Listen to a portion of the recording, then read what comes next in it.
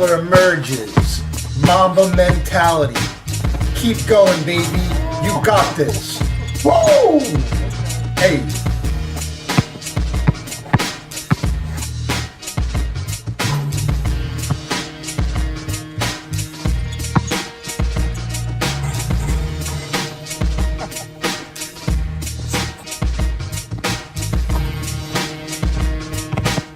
A new street baller emerges. Mamba mentality. Keep going, baby. You got this. Whoa! Hey.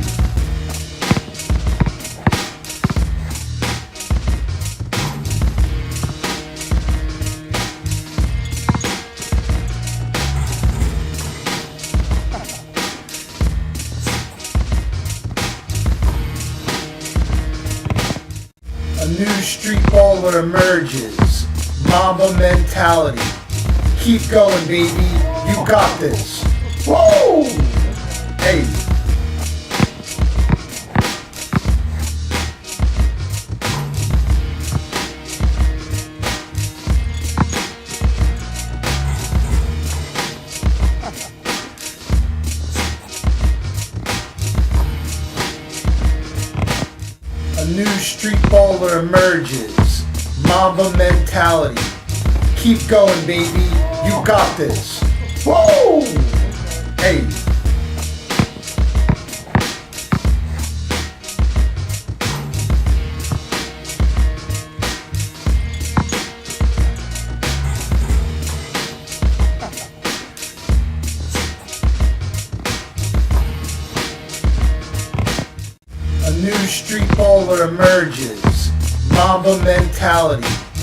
Keep going, baby.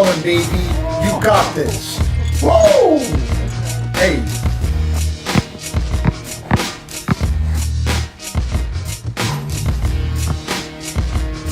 A new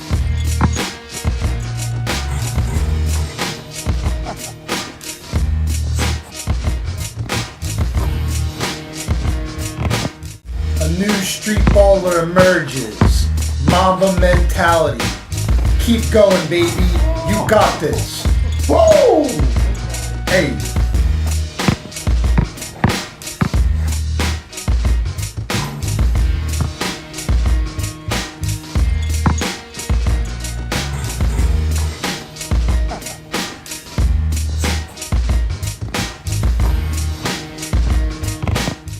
A new street baller emerges.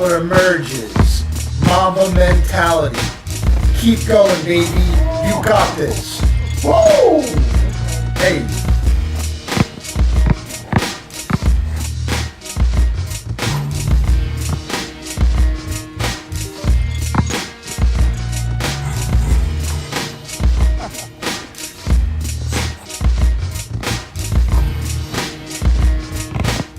A new street baller emerges. Mamba mentality. Keep going, baby. You got this. Whoa! Hey.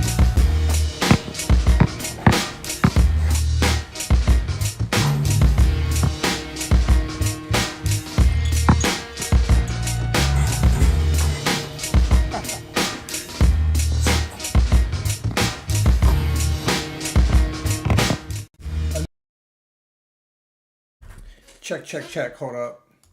Check 1 2.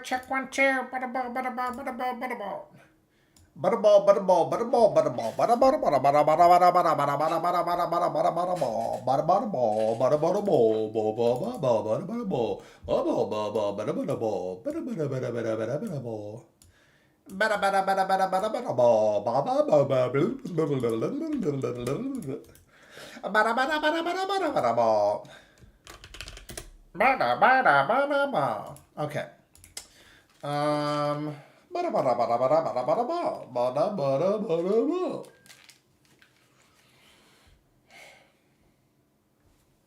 Dude, I'm like not in just freaking work. Sorry, I'm like not in the freaking mood. Just work.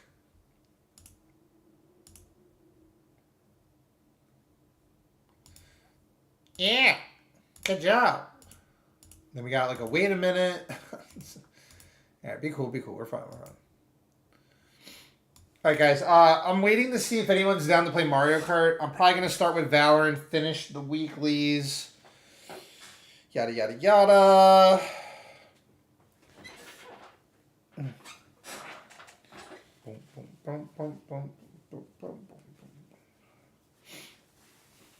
A new street baller emerges. Mamba mentality. Let's keep Kobe alive. Okie dokie. Check, check, check. Bada ball, bada ball, bada bada bada ball, bada bada bada bada bada bada bada bada bada bada bada bada bada bada ball. Also, just cause I took this selfie when I was doing my basketball video today. Yep, and sometimes I just think, oh, it'd be fun to just take a picture and then share it on the stream. And okay, good job, La Boo Boo. Hey, that's a pretty nice picture. La Boo Boo. Crazy La Boo Boo. Hey, that's a pretty nice picture. Alright, let's finish this. We'll see if some nerds can come in chat and be like, hey, let's do Mario Kart. But I'll probably like do Valorant then Mario Kart. We'll see. We also got WarCraft.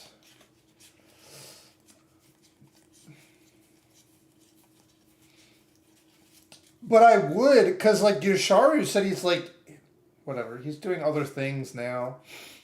I need to, next time he streams, I need to get in his community and then just get all his people to join my stream to do Mario Kart.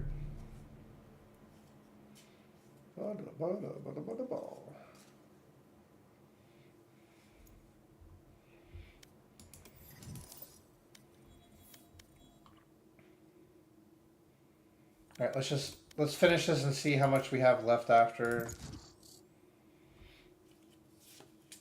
It's kind of weird. Sometimes I have mixed feelings about Valorant these days. That's fine though. Let's just finish the weeklies and not worry about it.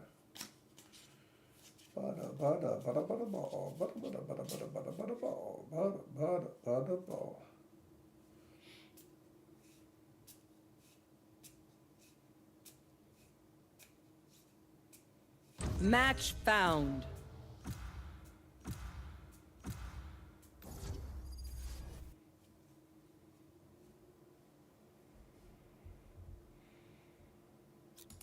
Wolf gets out. Yeah.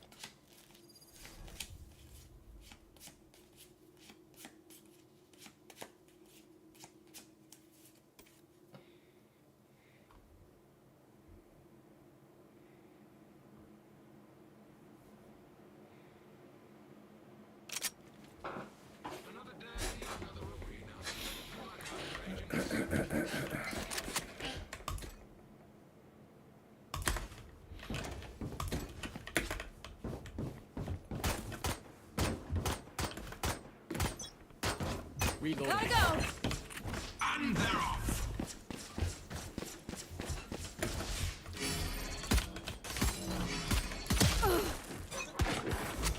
I'm out of here.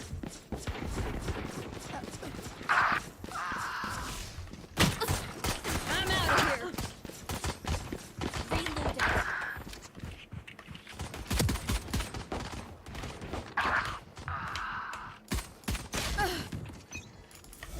Trying the experiment. The thing is, I'm going to be playing a little funny because I'm trying the... Whatever, I'll talk about it later. This. Explaining all the time. Ultimate orb spawning.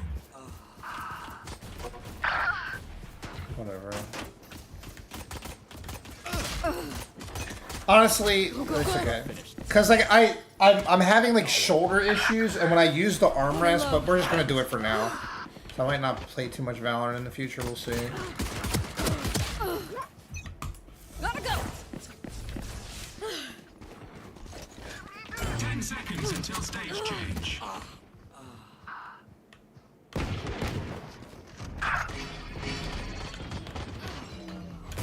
Stage 2. I'm out of here. Pew pew. That's 3. Kart, move. I stopped the race. Heads up!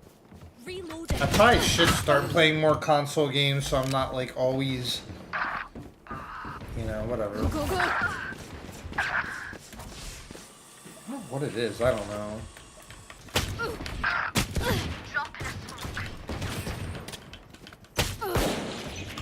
I'm out of here. Charge your ult. Mayo, come on, let's go! Target down. Take this.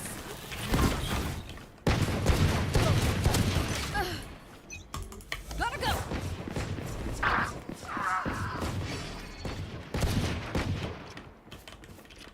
Right here. Behind you, Phoenix. New stage in 10. No chance. Explode.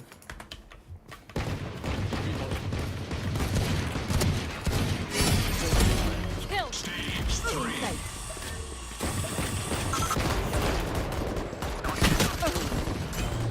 Gotta go. Got 3.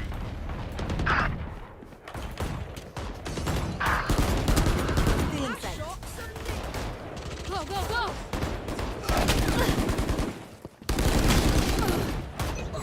Gotta go. Watch out.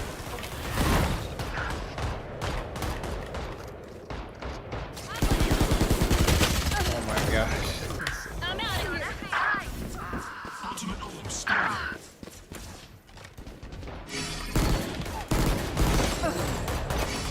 Gotta go. What? Pathetic.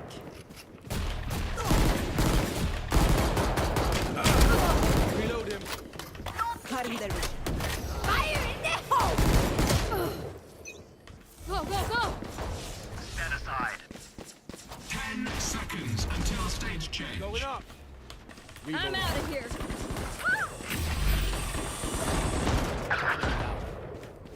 Final stage. Miss. Got 4. My ult is ready. It's a rampage. My ultimate ready. Reloading. Come on, let's go. Watch out.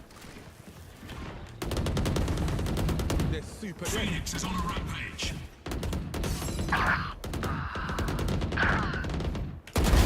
Drop. Target down. Go, go, go. Try again. Fall. Go, go, go.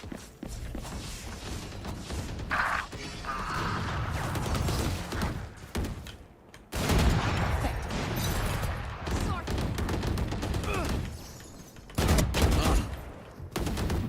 Ultimate orb stolen. Next. You blink.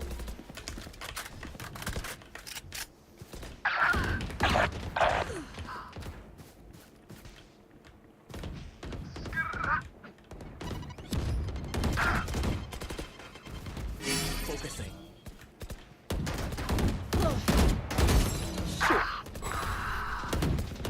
It's you and me.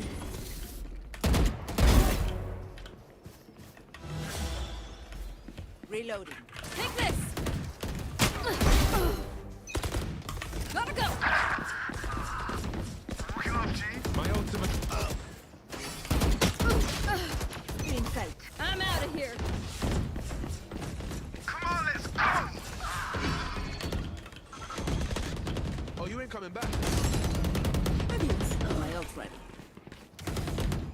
Sit down! Go, Gotta go. We're good. Not bad.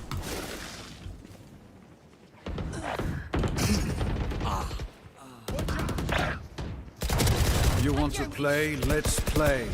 Refreshing.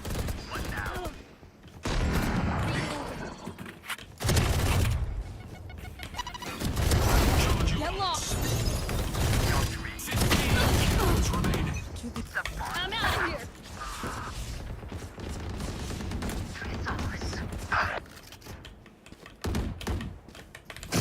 Go, go, go.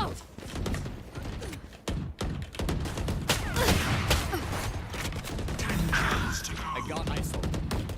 Watch out. Here.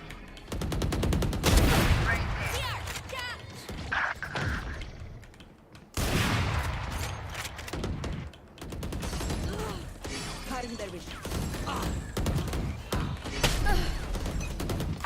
Gotta go. Kills left. Have a cat. Sorry, bro.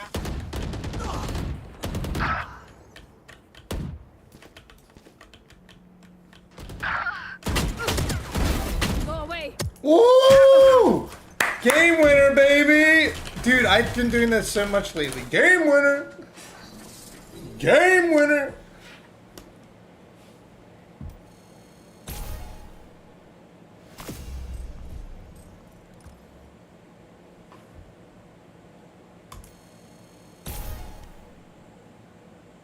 Oh, I missed on.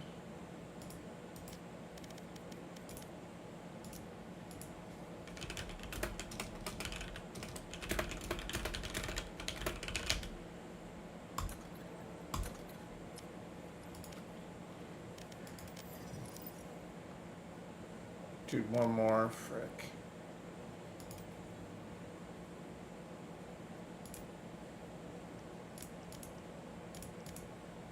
Dude, and still... Dude, what do I gotta do to get... I don't even care. I don't even, like, freaking care. I'm so confused. Whatever, let's just do a spike rush and then...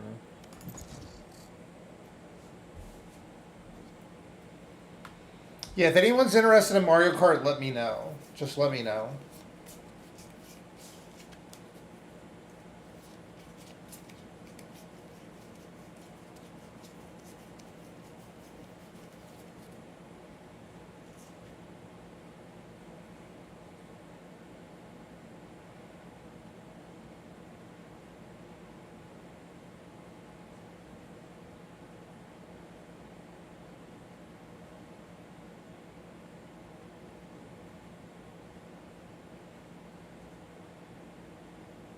Match found.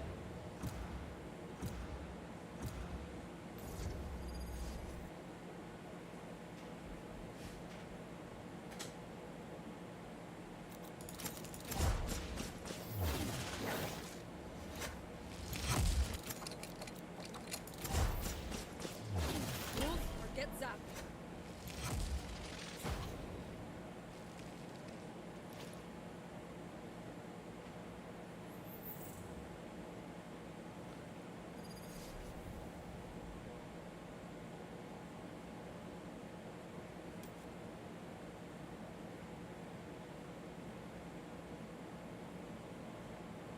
Oh, you'll do Mario Kart? Okay, W. Derek, let me, let's finish this match, and then I'll load it up. I'm totally down. Bet. Make sure to subscribe, because I'm trying to build, like, a regular community. Hey, I'll do Mario Kart every day if we got people that want to play, you know? Alright, bet. Be sure to smash the like button, too. Let me just finish this match, and then... Gotta go.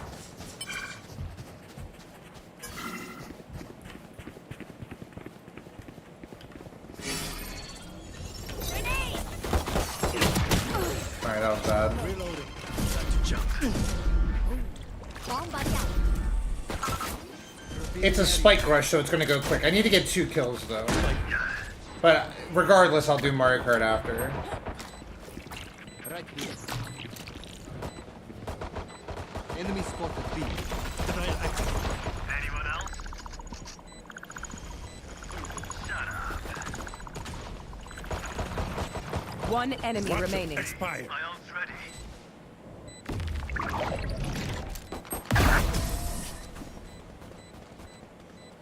I guess it wasn't enough to do just weeklies. I just did weeklies this season. And I played a bunch of matches, but I used to like do ranked like all day.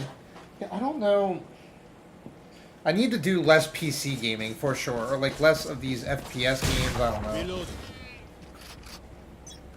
what the frick is going on my shoulder.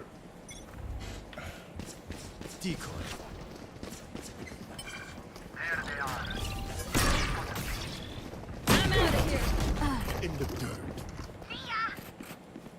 Watch out. Gotta go. Down. Ooh, there's One one. enemy remaining. Gotta go. Planted. I'm out of here. This way. Go, go, go.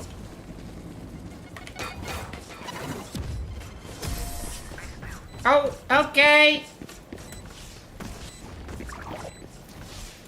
Last round before I'm the outta switch. here.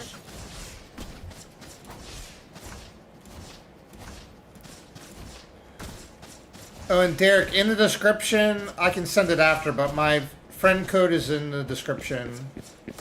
Should be.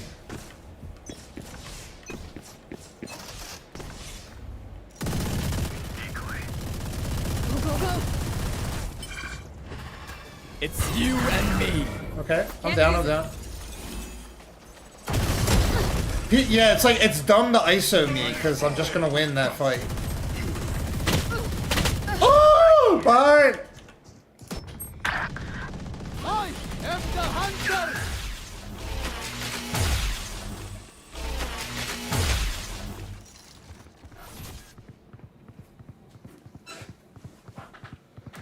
One enemy remaining.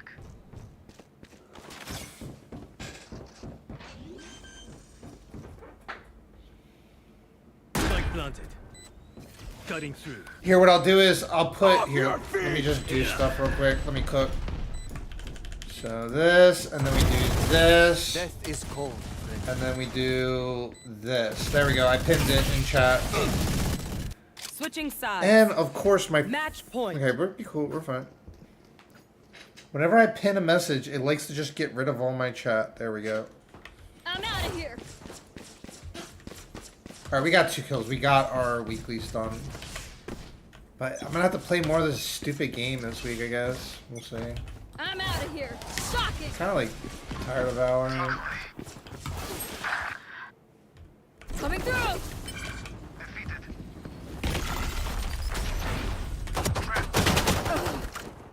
Yo, how about that?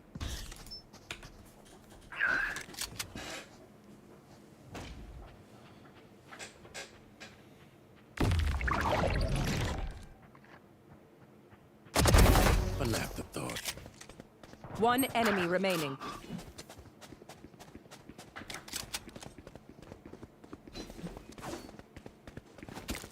Spike planted. Deploying drone.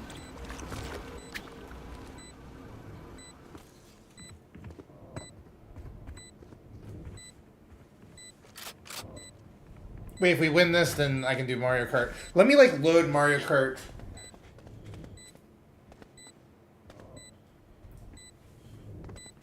Last player standing. Back to work. Alright, there we go. Let's plug the stream. Defenders win. Woo!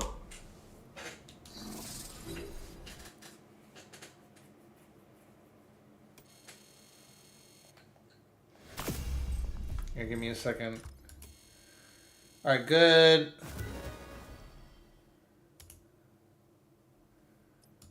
Alright, so... Wait, am I like right at the end now? Let me see. That's good, that's good. So then I could easily get this done. I could easily get this done. Not right now, but... So you just do like checkpoints. We'll have to do like checkpoints this week. Okay, whatever. We'll figure it out. Alright, let me exit out of this. Hang tight, guys. Streaming's easy, anyone can do it. Let's move this to speakers. Let's put the Switch 2 on. Let's turn this off.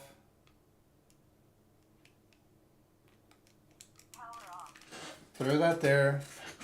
Let's wipe off.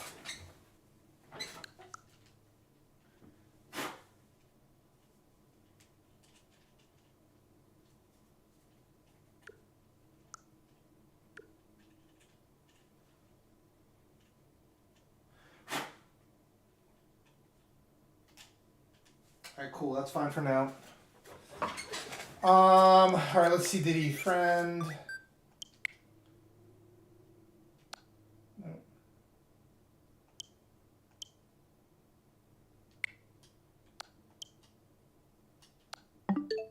Alright, I'm just gonna load the game.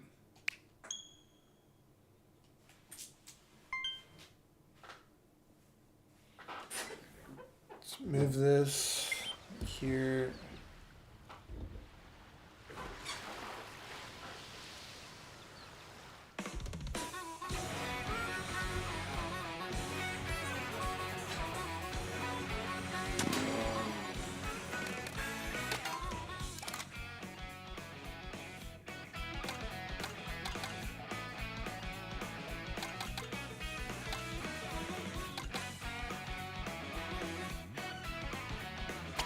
So until we get like more people in here, we'll just do it this way, I guess.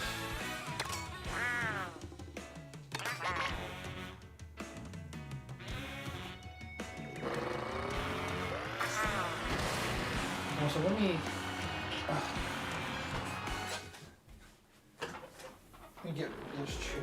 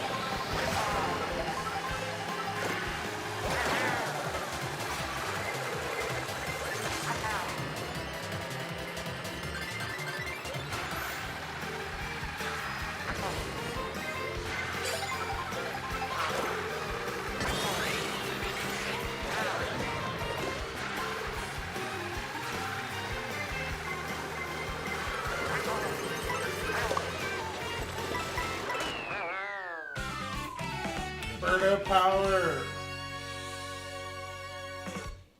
Oh yeah, I was Moonlight. I beat Diablo 2 hardcore yesterday with the Warlock.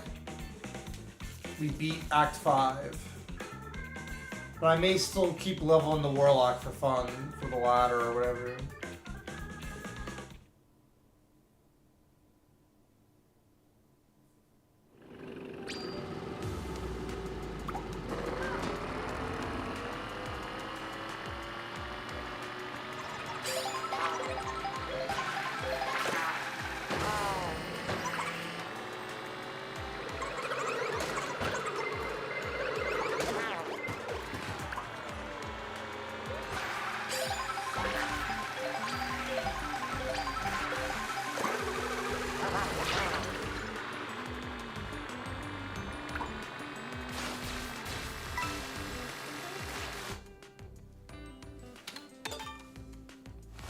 Yeah, I did.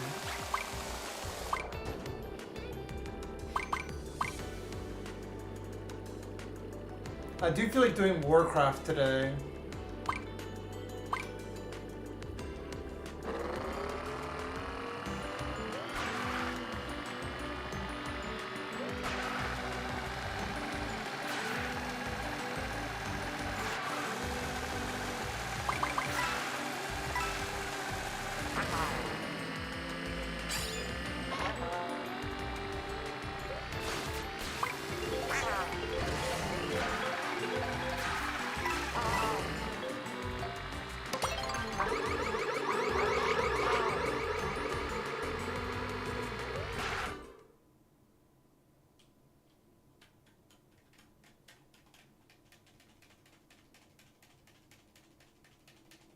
W. Derek, were you able to add me?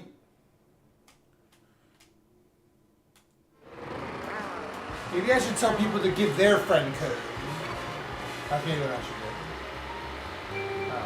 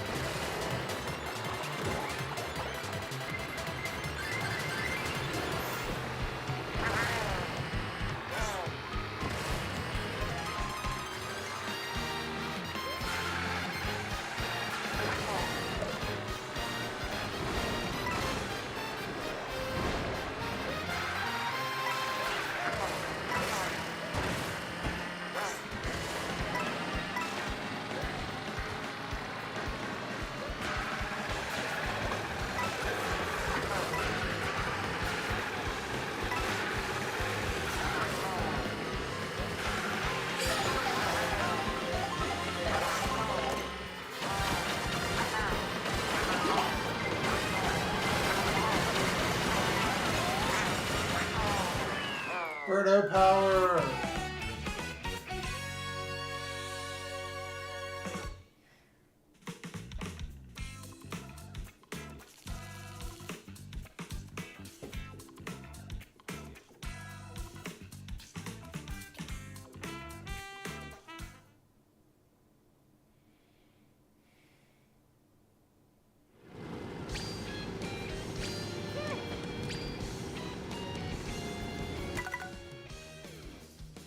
Wait, what was that guy? He was Derek?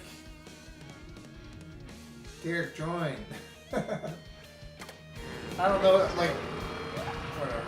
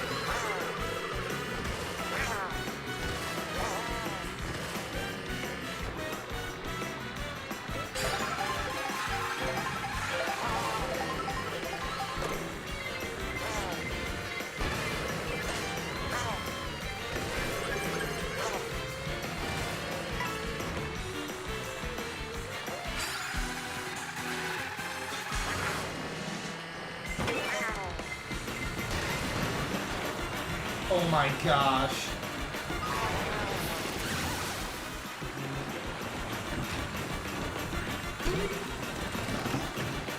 First place the whole match. And the guy got a bullet bill or whatever. That's fine. It's Mario Kart.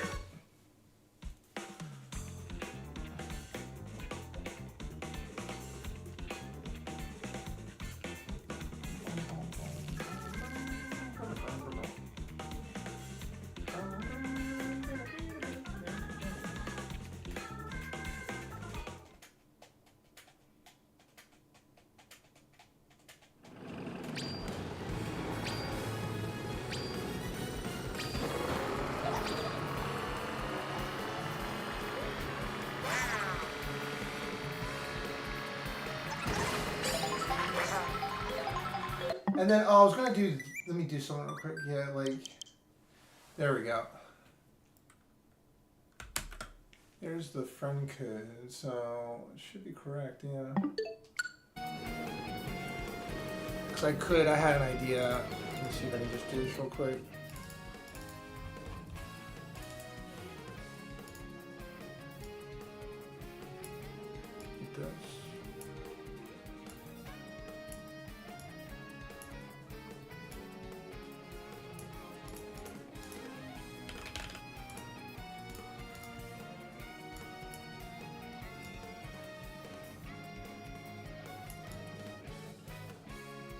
Maybe that didn't work as good as I wanted, but...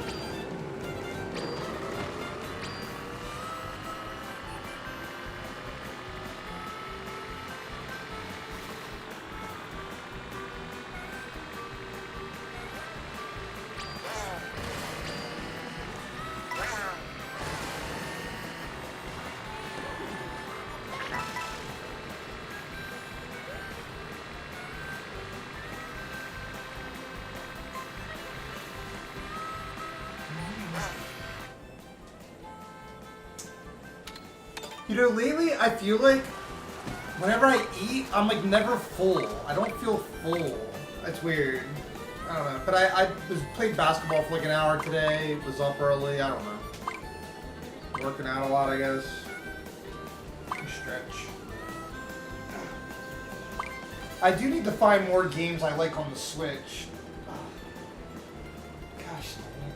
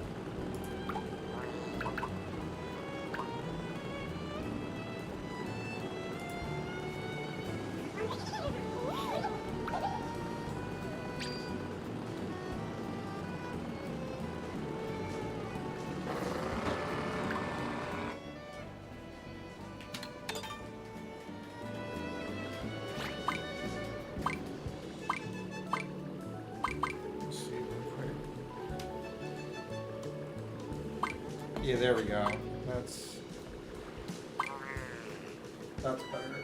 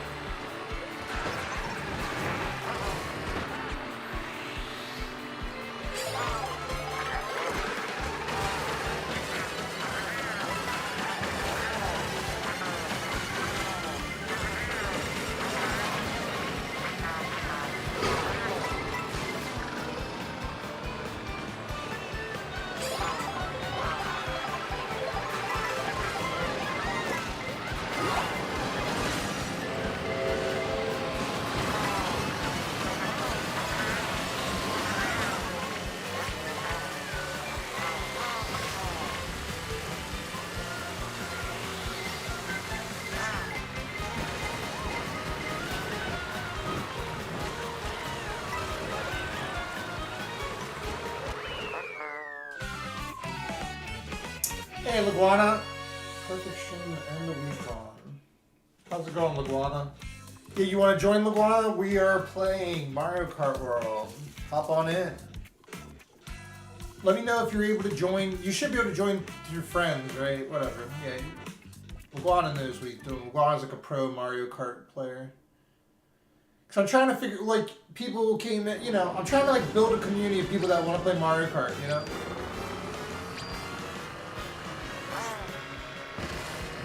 If honestly, I would do Mario Kart like every stream or most streams if it like builds viewers and people are down, you know, build a community. I'll do it more often. But I do need to play more like not because like my shoulder, not PC mouse game or keyboard mouse all the time. But in a bit, we'll do this for a bit. I was planning on doing it for like an hour. I was playing Valorant like the first 20 minutes, so we'll see. Hope you're doing well, Laguana. Good to see you. Laguana, I also posted a Galloping Ghost parody video yesterday, and I posted a basketball video today. 2 shorts that both have 1,000 views each already, and a video. So go check out those and smash the like button. I greatly appreciate it. Yeah!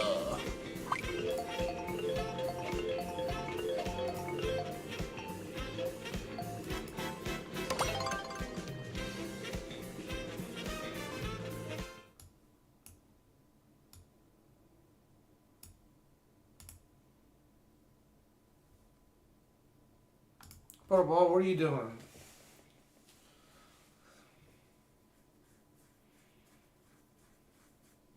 Well, thank you.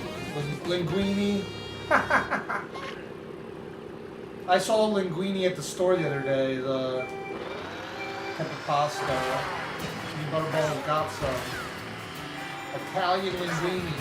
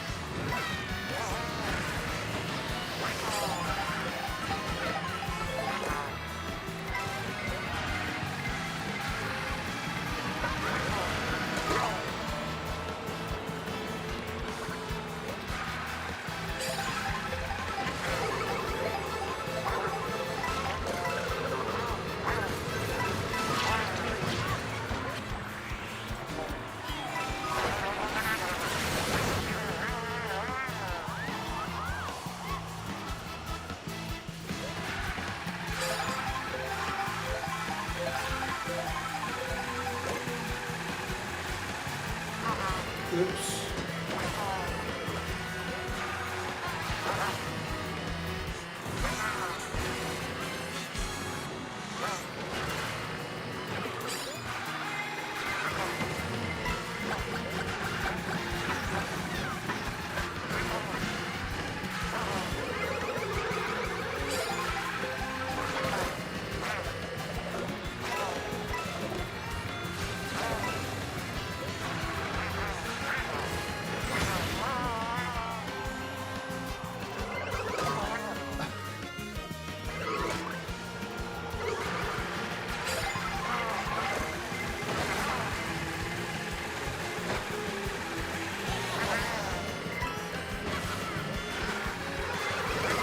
Oh my gosh, every red shell in the game. Okay. Stayed in first. Well, you were first, Linguini? Let me see. Good job, Linguini. Linguano. Linguana. Let's see, let's see. Oh! Laguana! I did a screenshot. Wow. Laguana showing up, showing out. Yeah! Way to go, Linguini.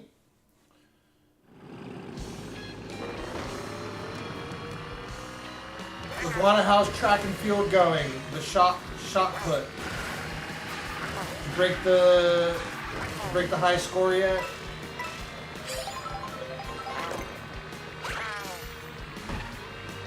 Laguana, I need you like setting the high score, you know?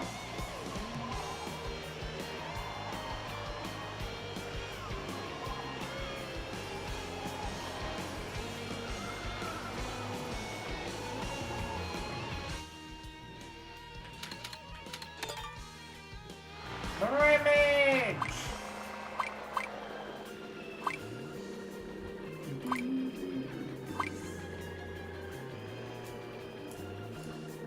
What a ball, you making Chinese food? Oh, what the heck? Oh.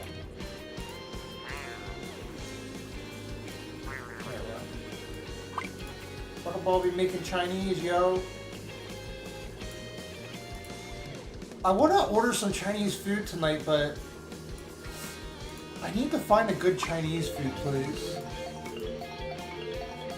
You're going to end up missing the last meets though, so no more chance to set the highest score. Well, you got next season. Don't worry, you'll get them next time, Linguini. You'll get them next time.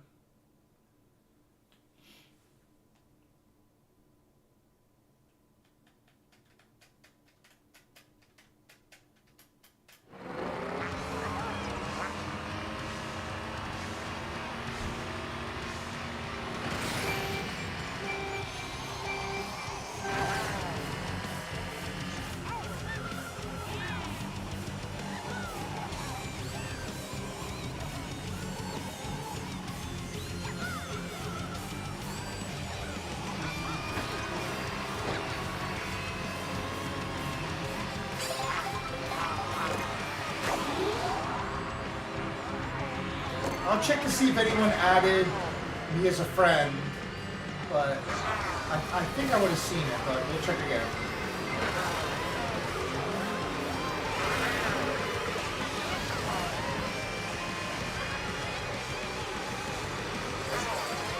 Yeah, I really want Chinese food tonight, for real, but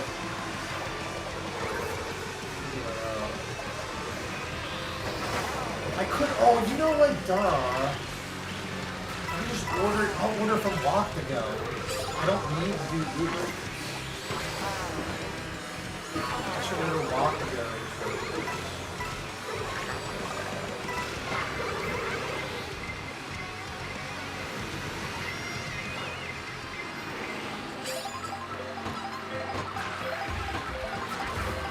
The pull platter! Somebody ordered a pull platter!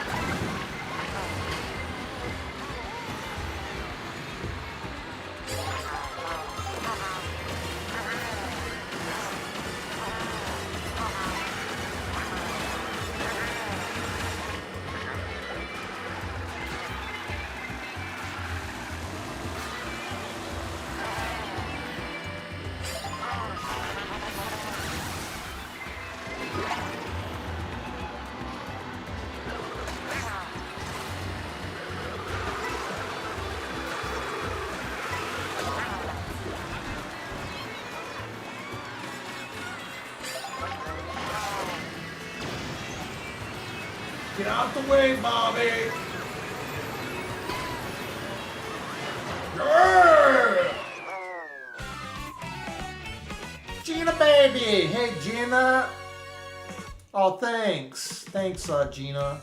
Yeah, they're blue light glasses. I actually, because ironically, it helped one of my health issues that from streaming every day for like the last 5 years or however long it's been, doing content every day easily for 5-6 years. It helps with blue light. So I have a white pair and a black pair. The white pair is in the kitchen. Gina, join Mario Kart World. Did you win again, Linguini? Got a shock and golden mushroom combo to win the match. Dang, Iguana, you're a beast. The beast is unleashed. I kind of was zoning out. That's awesome. Wait, if I press start now, all right. I do want to see real quick. I want to check to see if anyone. It would let me know, right? Yeah, we're good. We're good.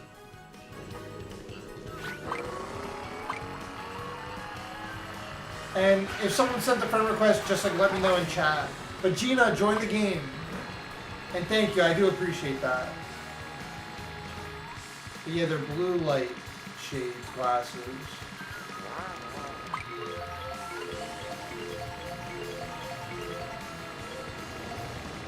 And Gina, I posted 2 basketball shorts today and a basketball video. But I have another short or 2 to post. Yeah.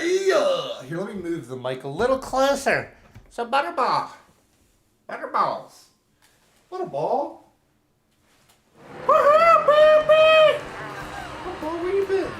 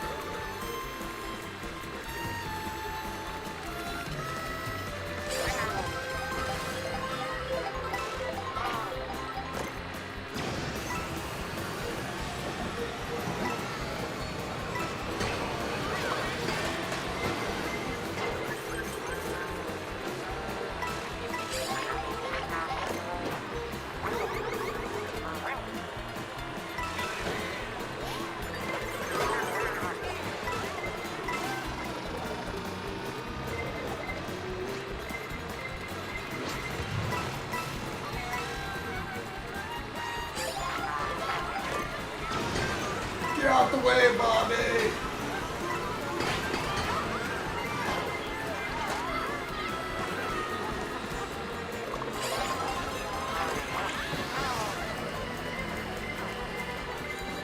First place! Not long.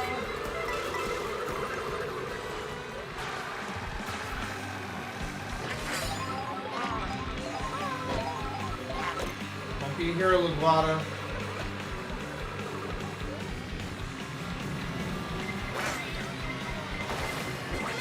Oh, I should have held on to it. No, we're fine, we're fine. Oh, it's not over. Oh my gosh. Victoria, you're gonna pay for that.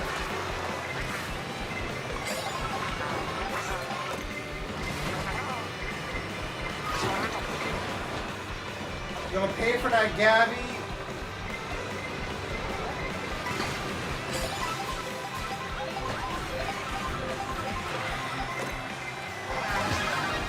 Yeah, take that, Victoria.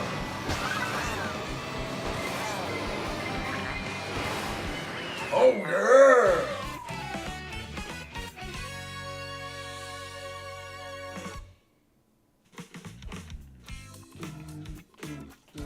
Leguana again. Holy Leguana. Animal. Dang, Leguana's like literally one of the best in the world at Mario Kart. He can't be stopped.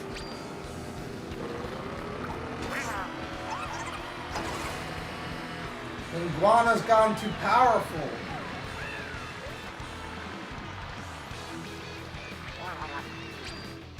Gina! Gina baby's joined the match. Gina, Gina. Where you at, Gina? I'm coming for ya. Linguana! Ah! Get back here. Get back here, Linguini.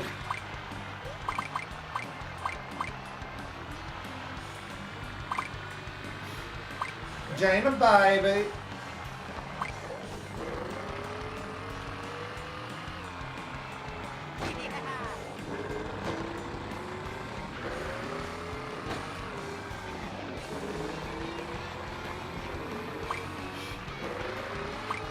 But yeah, guys, like I said before, I'm considering selling out.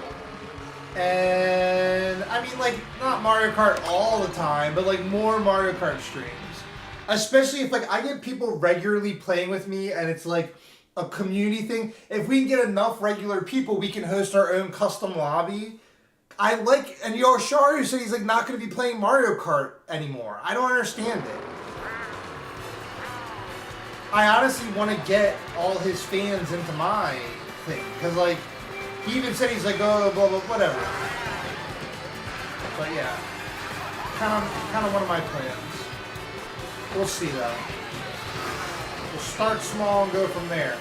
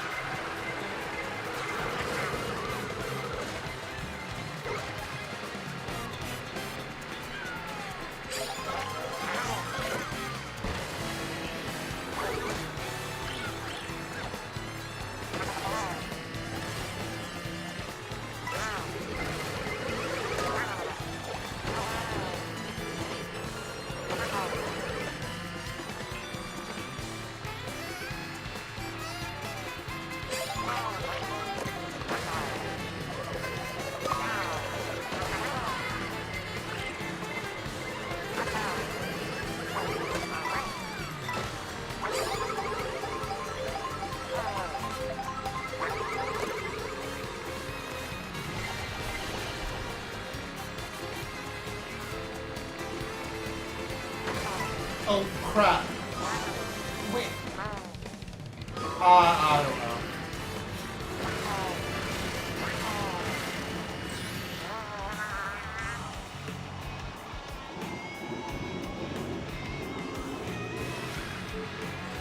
Get out the way, Bobby.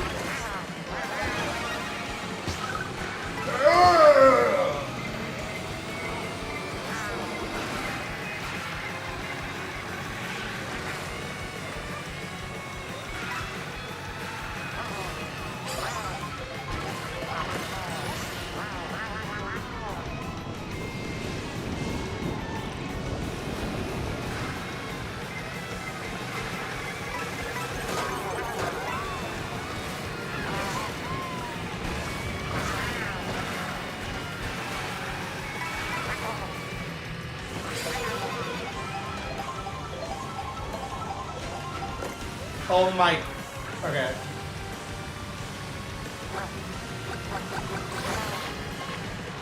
Go! Yeah! I'm all for that! But I figured, like, you know, at least like an hour. I mean, like, I don't, because, like, I always am against saying, oh, I'm always going to do something, but definitely more. I want to do more Switch games. I mean, I've been playing Switch, but oh, Gina with a 3rd place. Gina. Dang, Laguana, honestly, getting 1st place at all is amazing, and you did it like 3 times in a row. What was I gonna say though? Yeah, at least streaming it like for an hour. When I sit down to play it, you know, at least for an hour. Butterball wants some Chinese food tonight. We'll have to do that in a bit.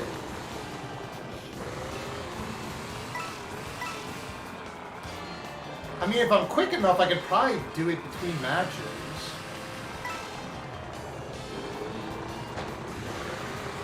Sesame chicken! Go Gina, go Gina. Moonlight Mage cheering you on. Who's stepping up next?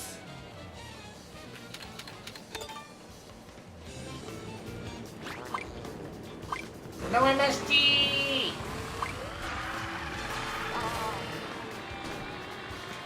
Here, let me we'll multitask. Let me load, walk to go. Walk to go.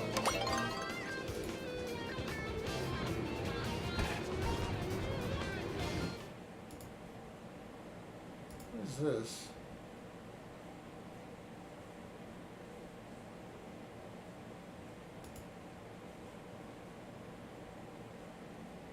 Chicken chow mein!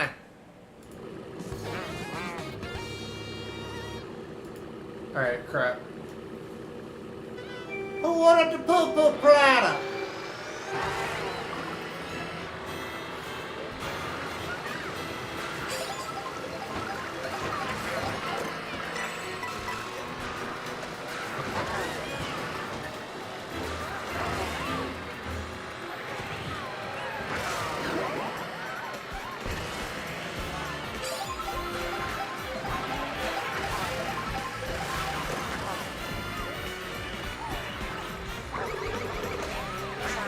Oh, you know, I should do a video promoting, Mario Kart reviewers.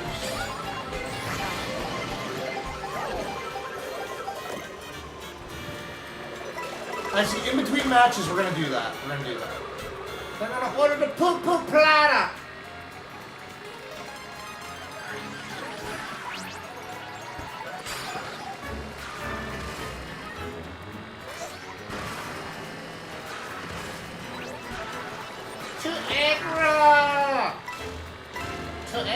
Thank you very much.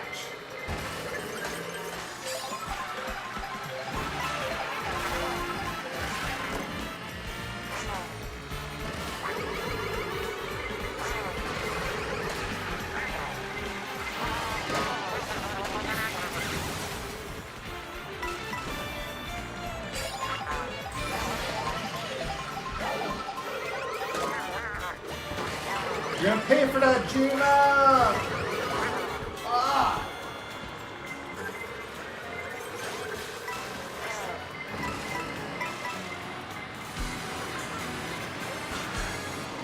Oh yeah, and I was gonna message Steve and invite him.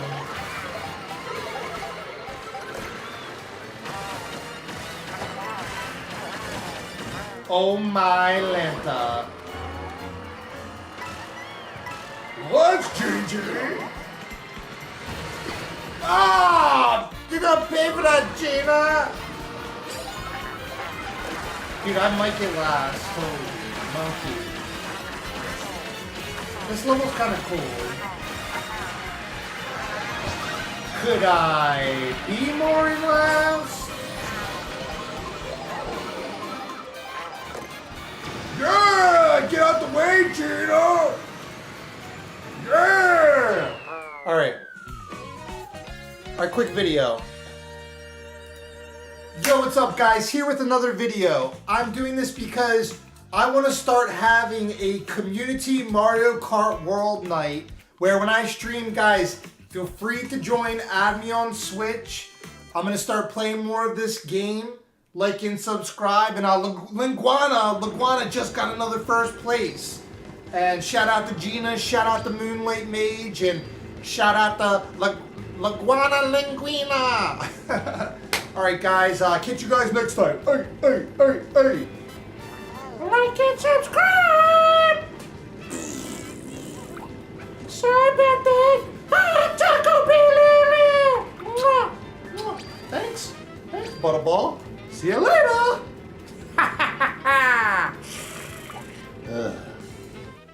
Cool. Oh gosh, my game is being super laggy for some reason. It's really hard to tell where shells and stuff are going. Watch out, Linguana.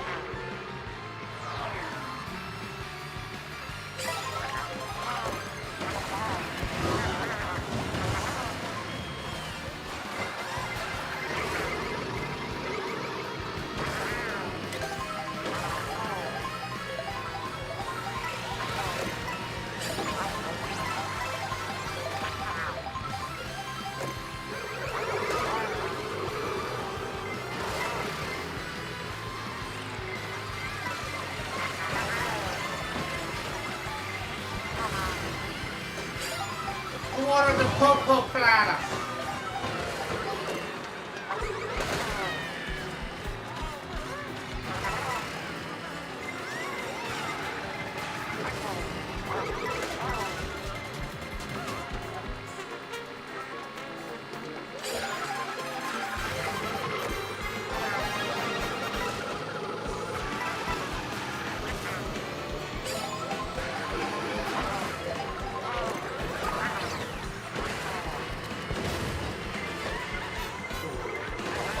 Go! Yeah! Alright, let me try to do another video. Yo, what's up, guys? We're live streaming again, and I want to get more people playing Mario Kart World with me on the stream. So be sure to follow the channel, like and subscribe, and yeah, I want to be able to fill up a whole lobby. So go ahead and add me on Switch, and let's do it! Oh yeah, baby! Like and subscribe! I love me some Birdo! Sorry about that. I had Taco Bell earlier. Thanks, Butterballs. See you later!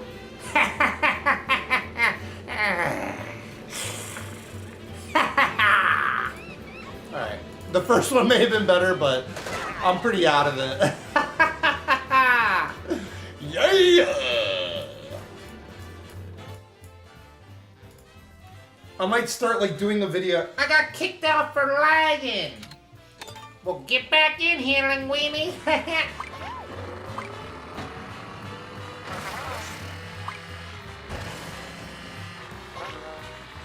Oh, let me message Steve Areno.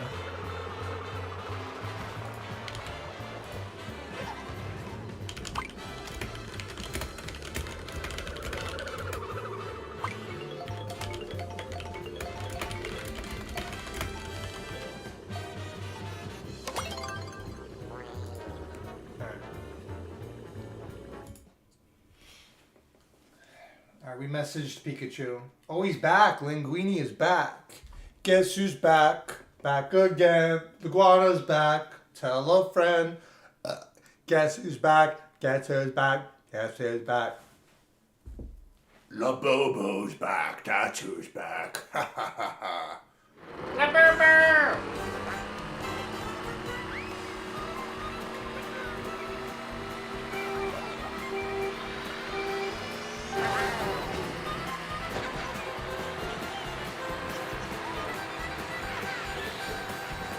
I do want to do some Pokemon.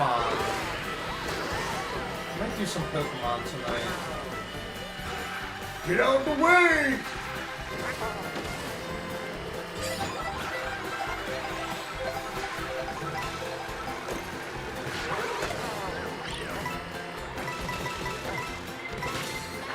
Ah!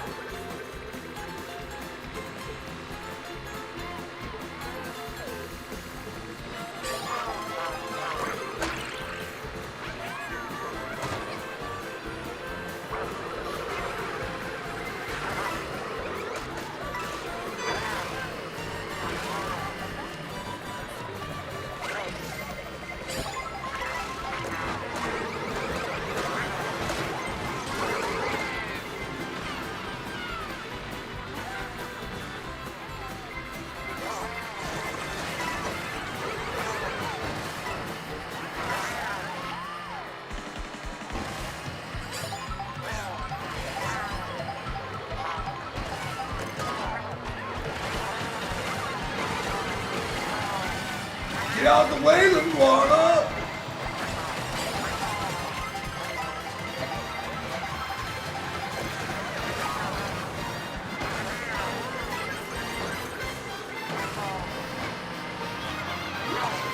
Oh, you gonna pay for that, Gina?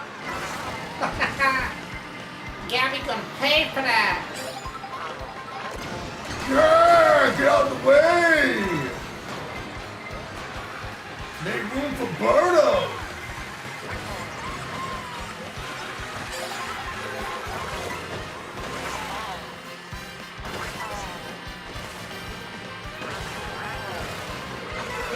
Oh, you gonna pay for that? Oh, I was doing so good. The room is full. I thought I saw you in there. Let's see. No, you're back in, or I don't know, maybe not. I don't know. It says your name, but let me see how much the Poo Poo Prada is. All right, so no lunch special. We're too late for that. Oh. Frick. The Poo Poo Prada. You gotta order the Poo Poo Prada. Oh, you ordered a Poo Poo Perlada! Oh, I have an idea.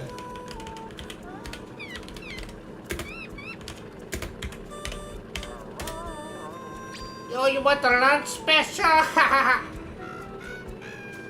Eat chicken fried rice? You want chicken fried rice? Chicken with broccoli?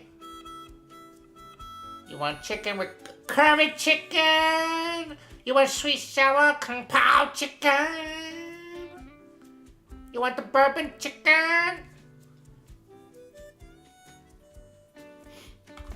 Sweet, where the freak is sesame chicken, yo? What is going on? Has like...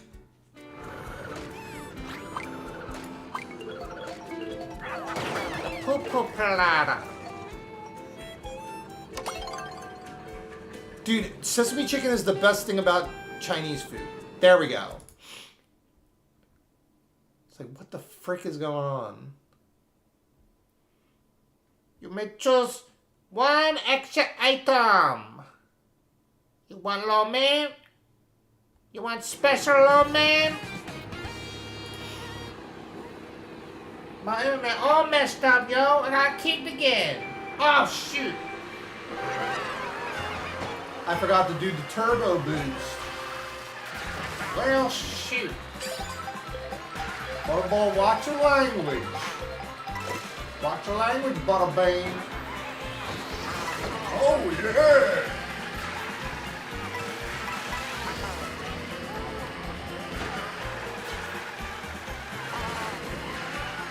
Let's go, baby.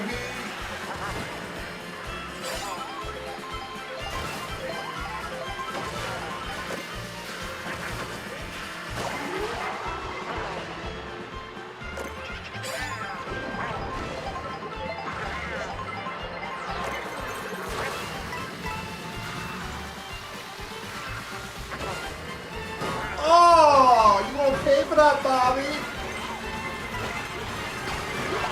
Oh my god.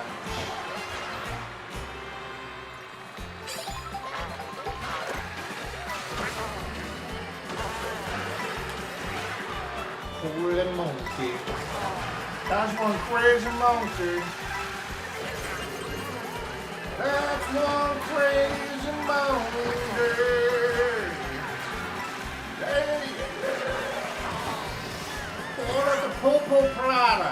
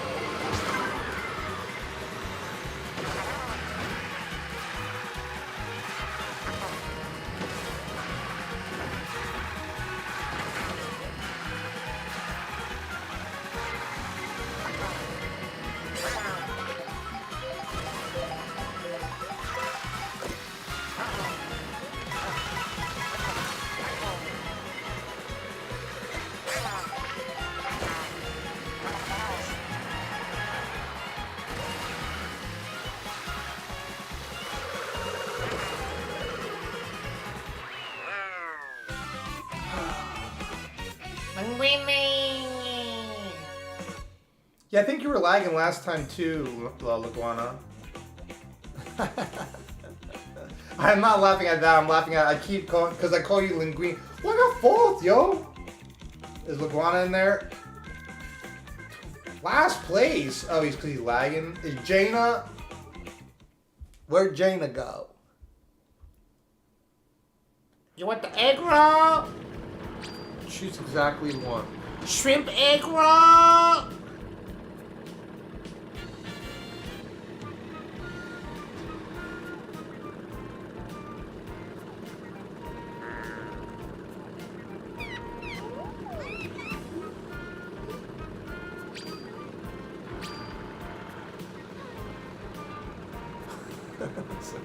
This is funny too. Choose a maze you like.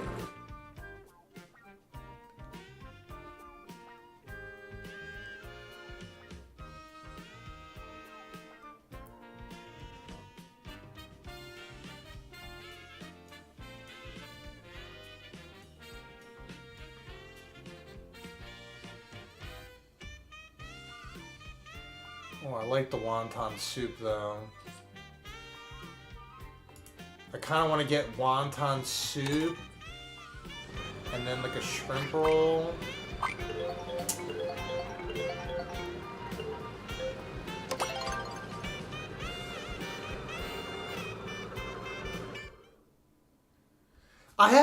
I'm very indecisive sometimes, or like when there's too many options. This is also confusing. Choose as many as you like. Shrimp lo mein. Ooh. Where?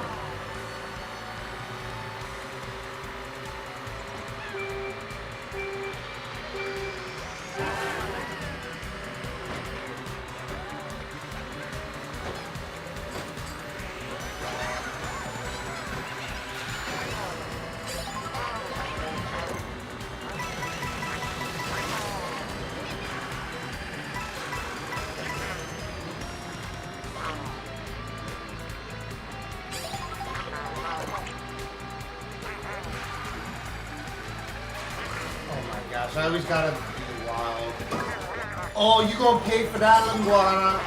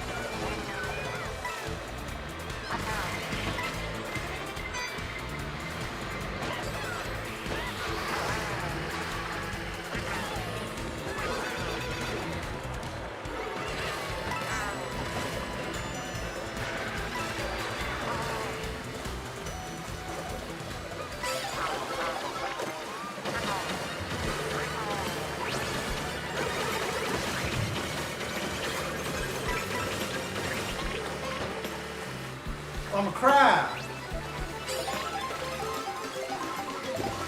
Get out the way, balls.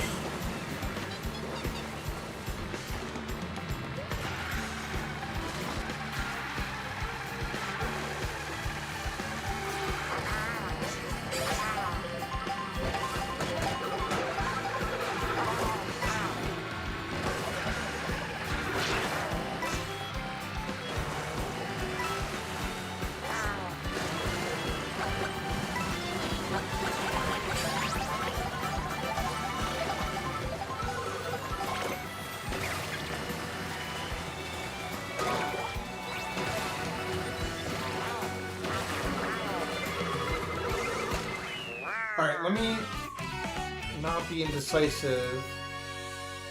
Why is it doing this? Oh, that sucks. Alright, let me see real quick. So, wonton soup. Shrimp lo mein.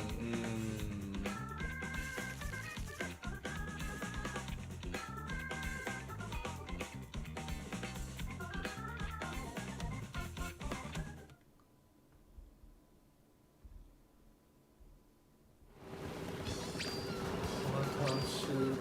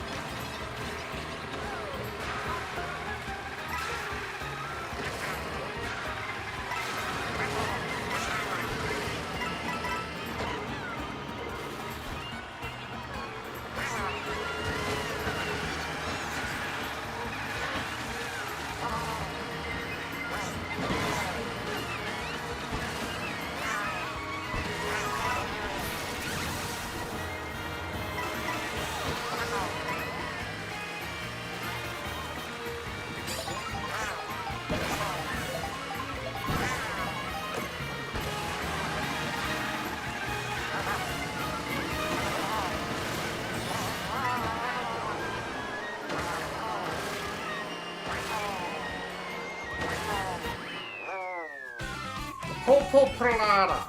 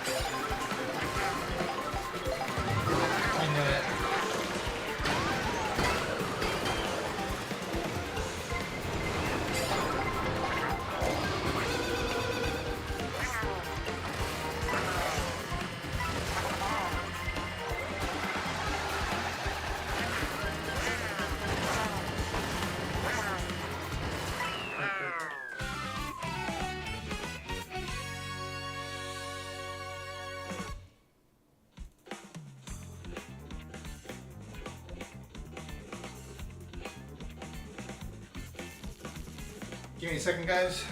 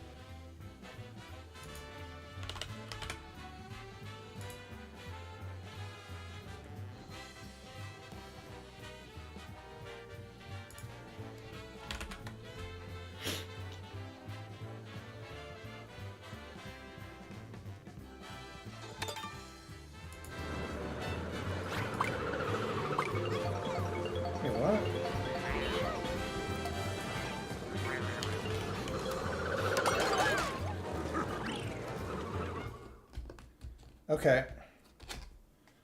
I think that worked.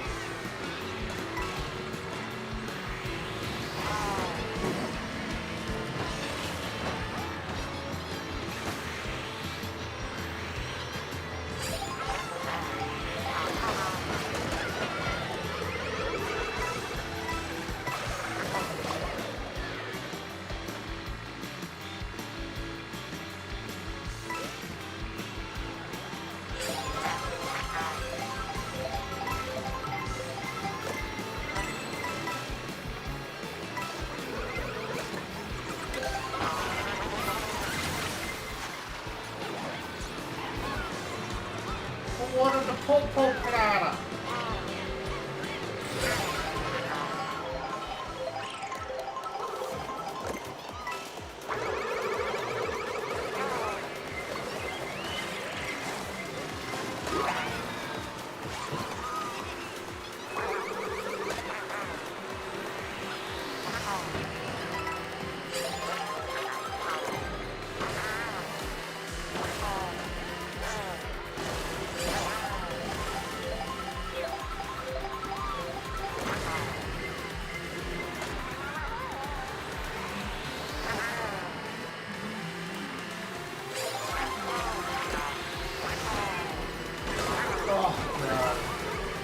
I was trying to run into LeBron.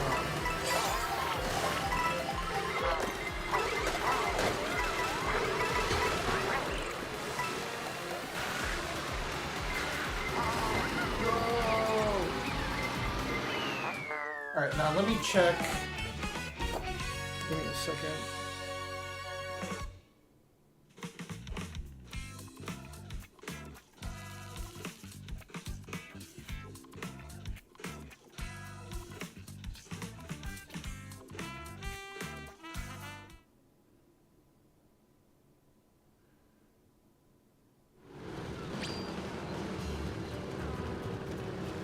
How much was it? It was, one second.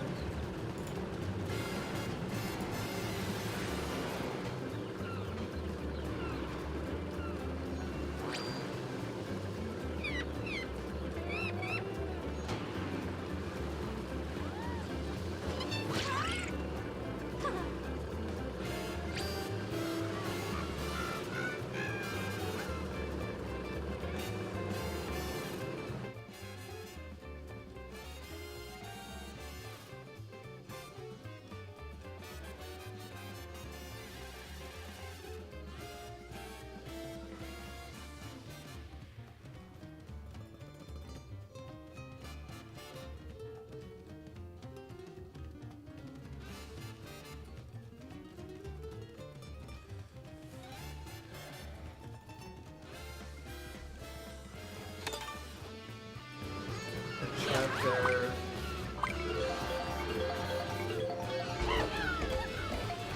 Dang, another first plate. Really? Good job, Yogananda. Yeah, I was here. I need to I literally cleaned just this week, but I need to figure things out. We're good. Good job, Yogananda. Yeah, I was ordering Chinese food.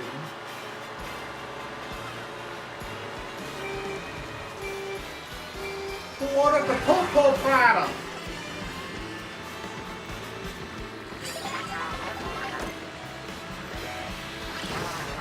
She got the lag fixed. Alright, what did you do to fix it? Well, tell me later.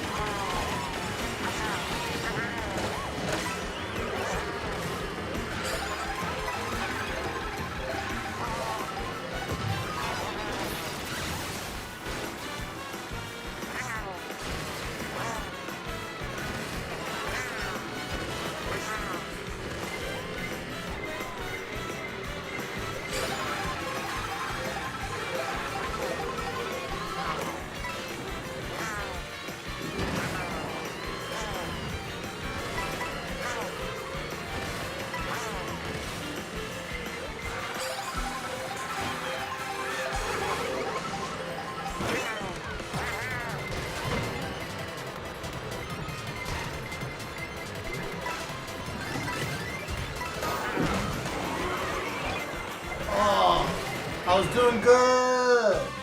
Another one. Let me see what Leguana got, and then I'm gonna use the restroom. Oh, third place.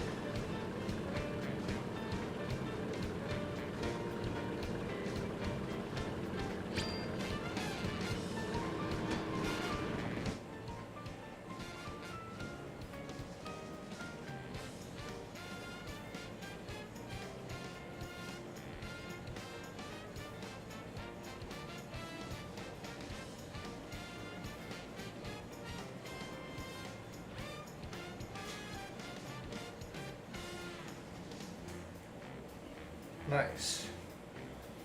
You change your DNS settings to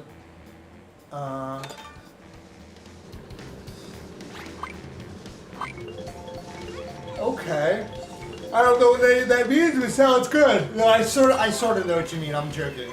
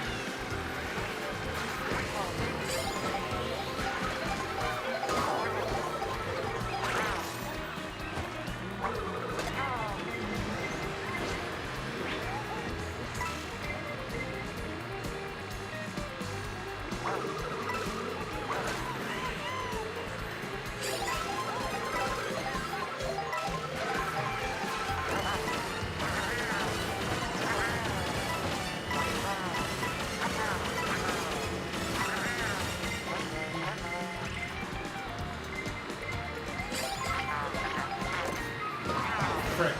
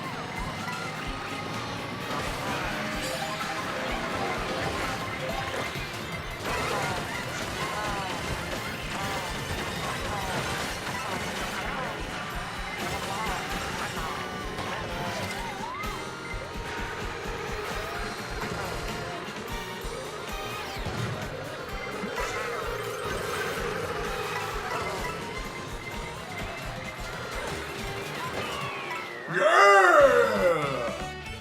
Neither did I looked it up.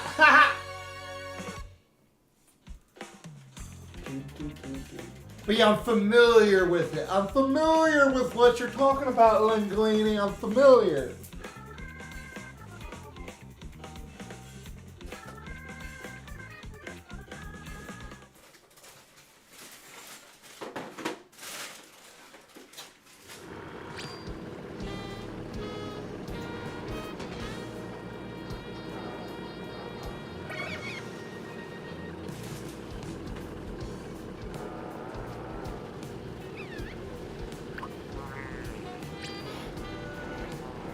You passed me.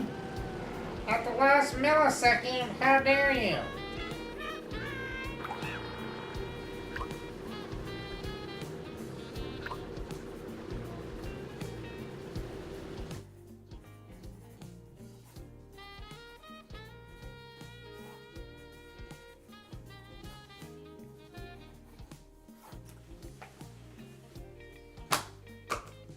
How dare you? Who ordered the poo-poo platter? I got Chinese on the way, baby. I got Chinese on the way.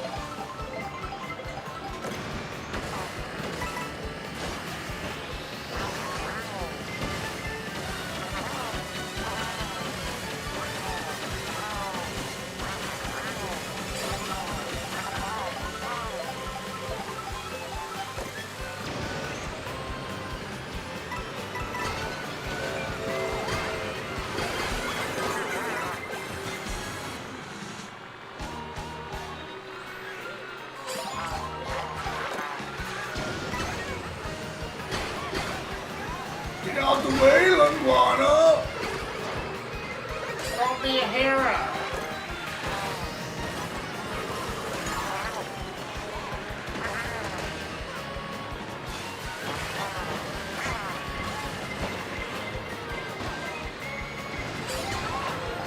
Oh my gosh.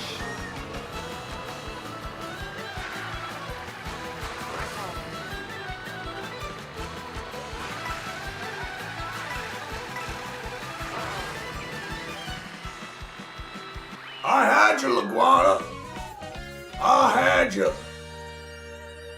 But then I got hit by Bullet Bill.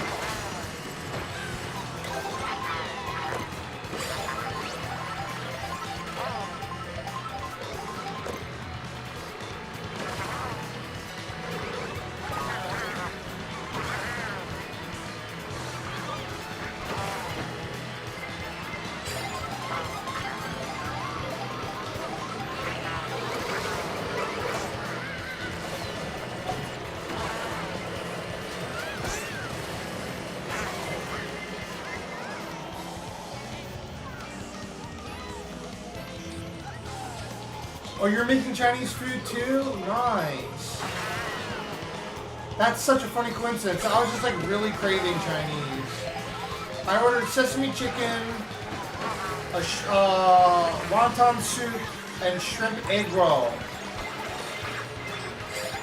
From Shitty Sushi.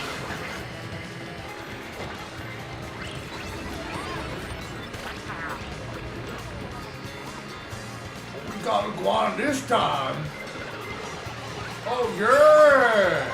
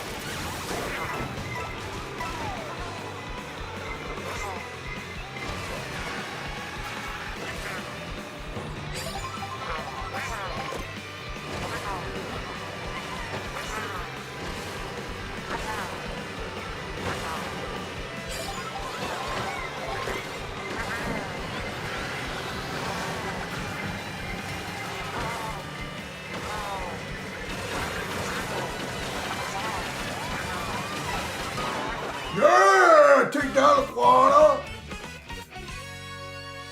Let me see. I see Leguana probably won again. Wow, second place for Linguini. We're making Chinese.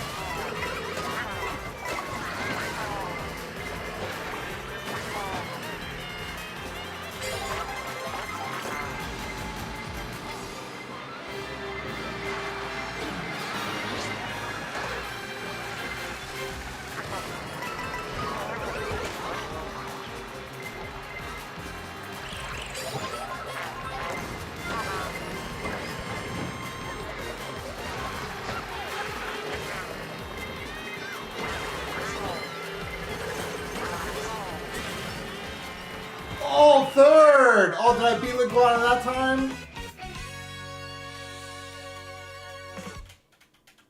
Come on, baby. Yeah! Where's Linguini? Gotcha, Linguana.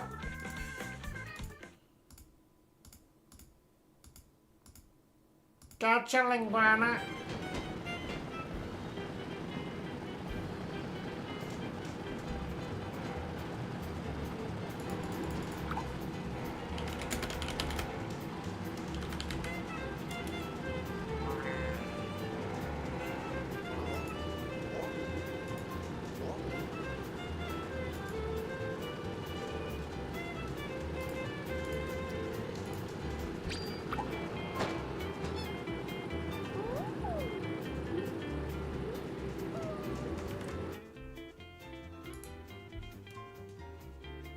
What were you guys looking up at?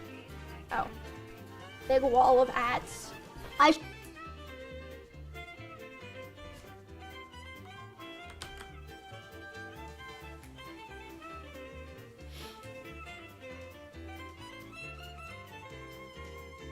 Good job, Leguana. It's okay to get last, Leguana, okay? You don't have to get first every time, Leguana. It's okay to get last sometimes.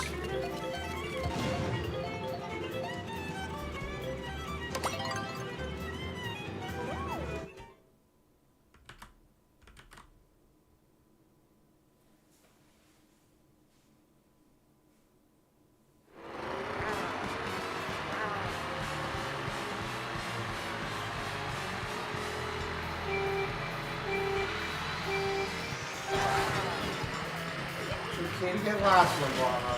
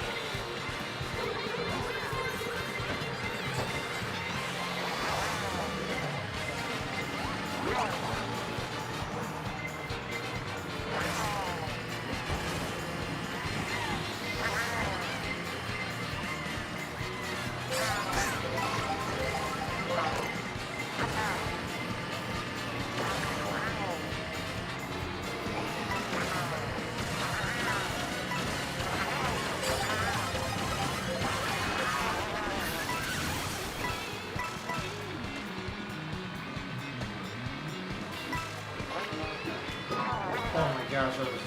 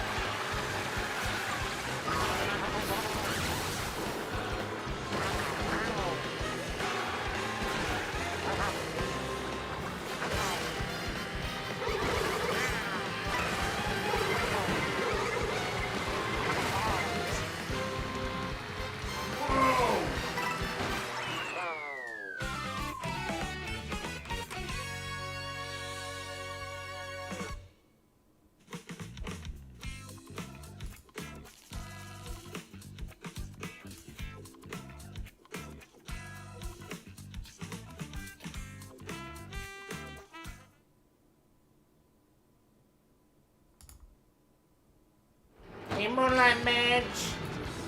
Order the Popo Prada. Actually, I should probably check the... When did I order?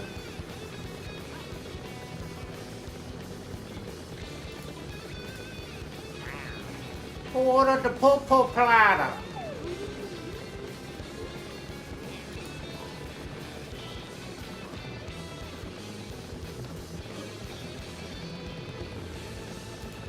Let me go check to see if it's here.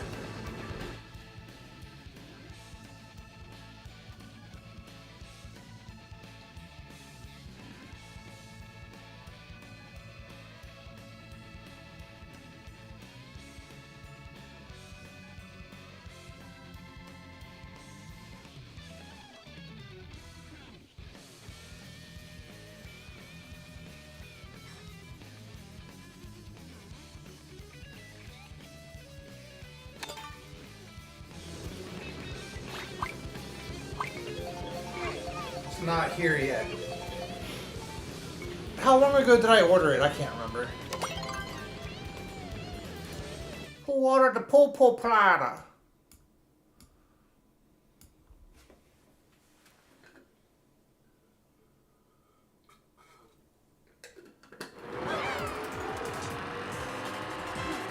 Frick.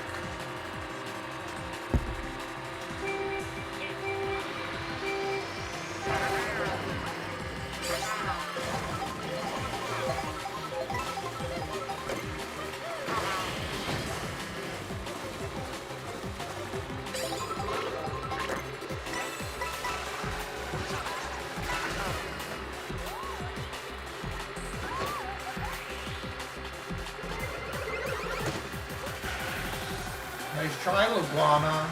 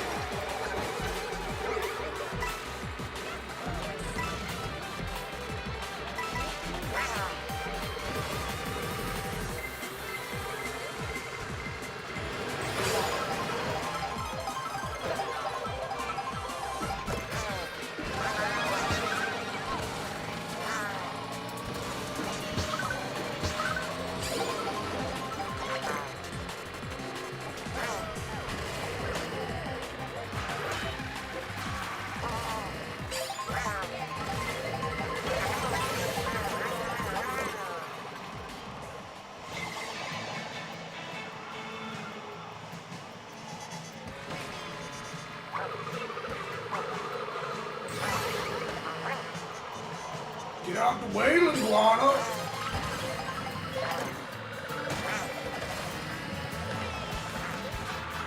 Oh my gosh.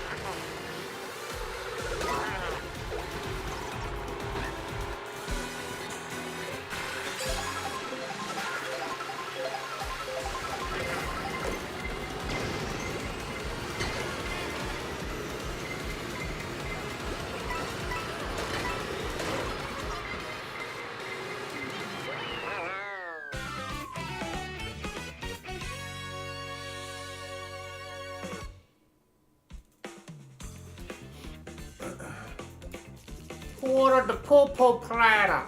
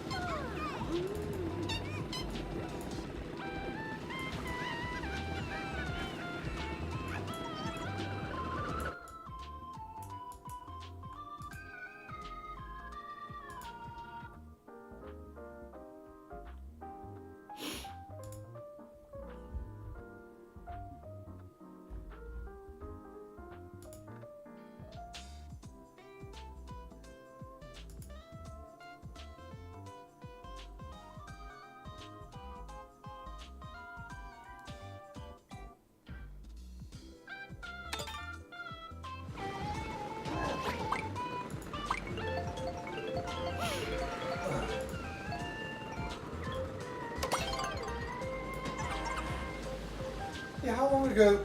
Maybe I ordered it. I don't know.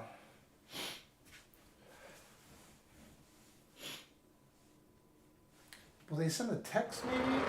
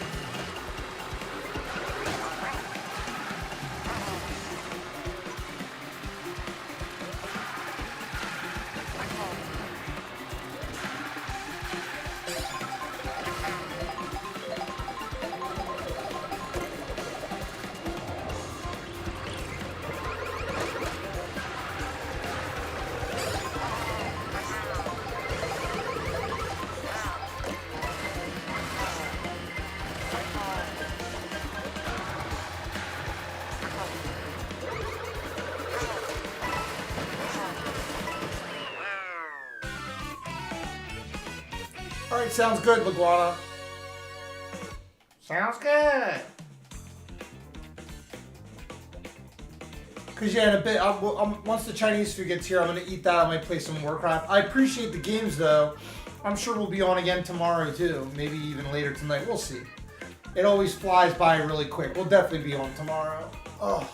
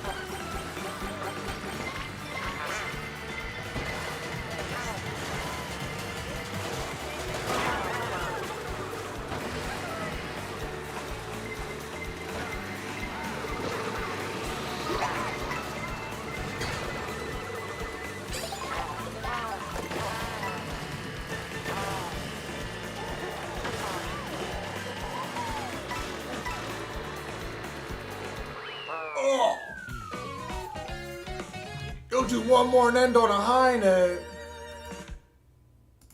Oh my gosh.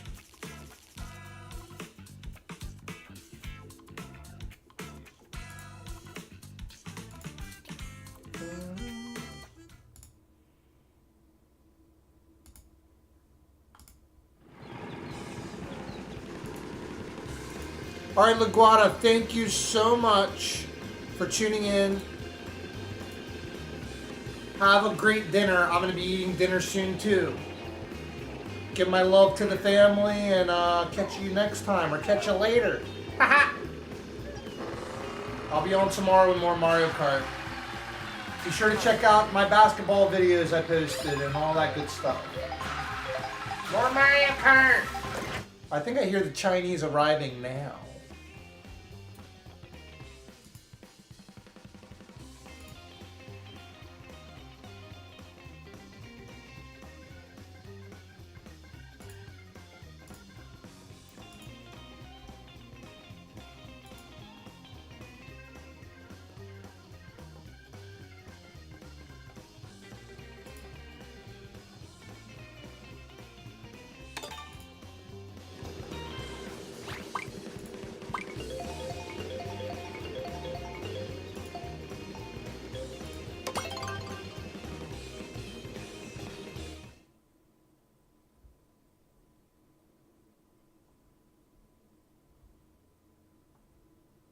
Counter.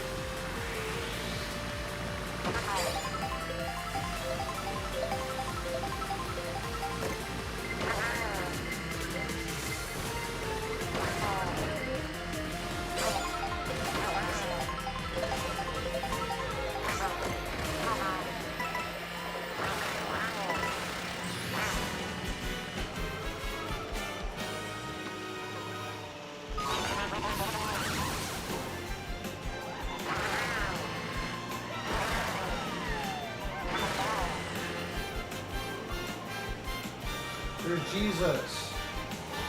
Jesus is playing Mario Kart.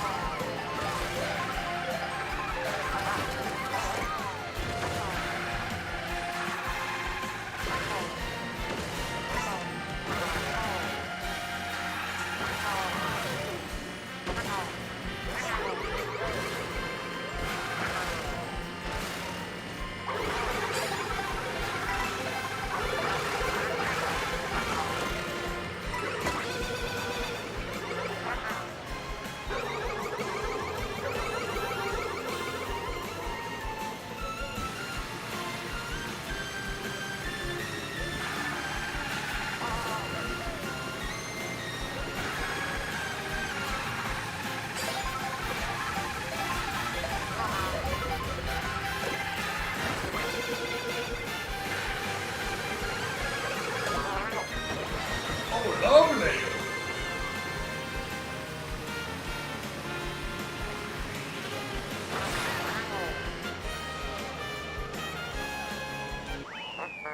Alright, let me go check on the Chinese food.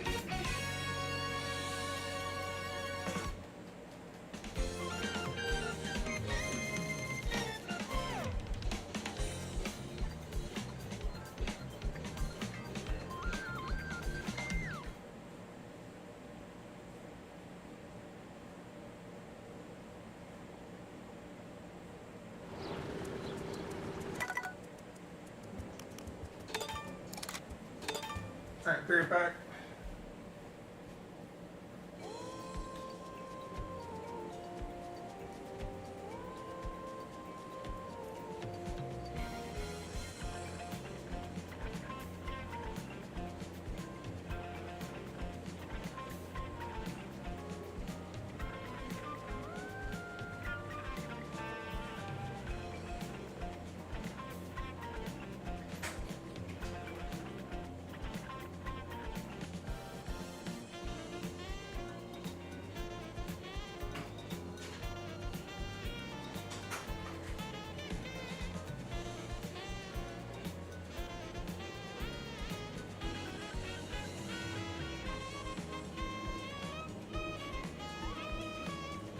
It still hasn't arrived yet. Ugh.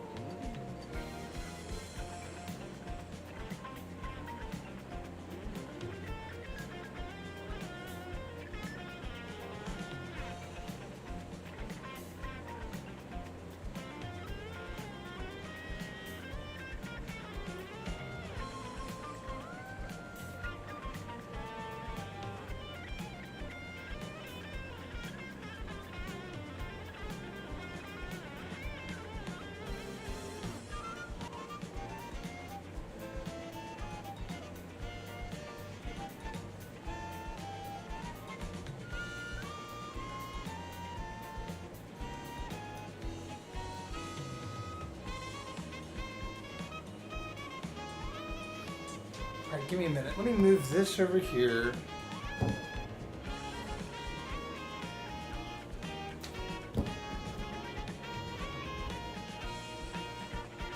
me see. Let's move this here.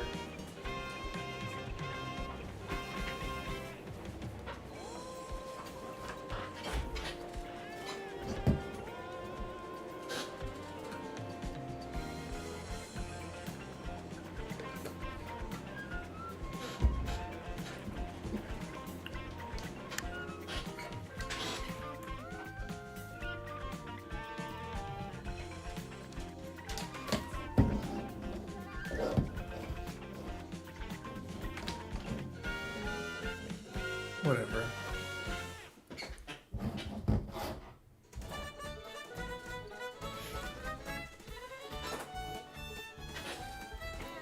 Check real quick.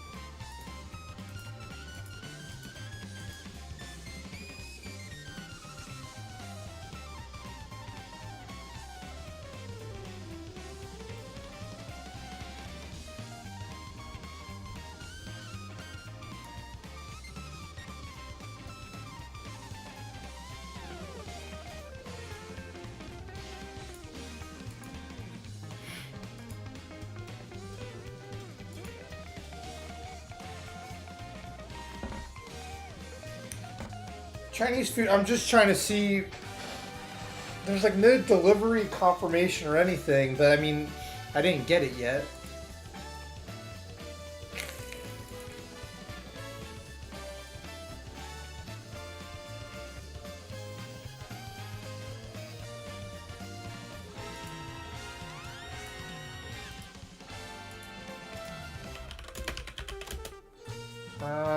Okay. I do, you know what I do want to do? Let's, here, let me put this away.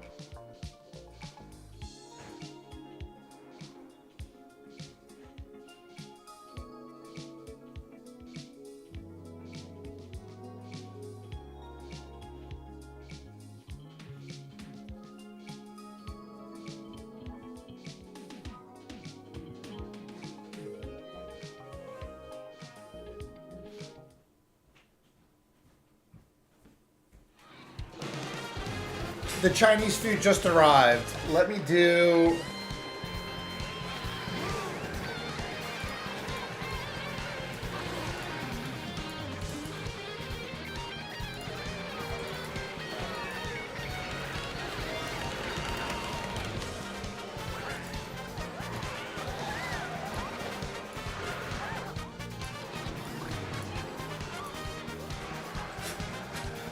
Give me a second.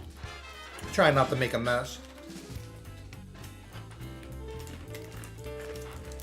Me love you long time.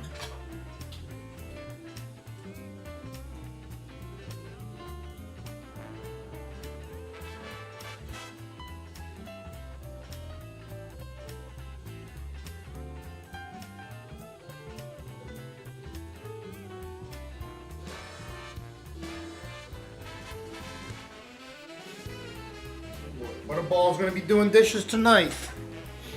Alright, so this is better. Oh yeah, we didn't read the fortune. You have the power to make a positive impact.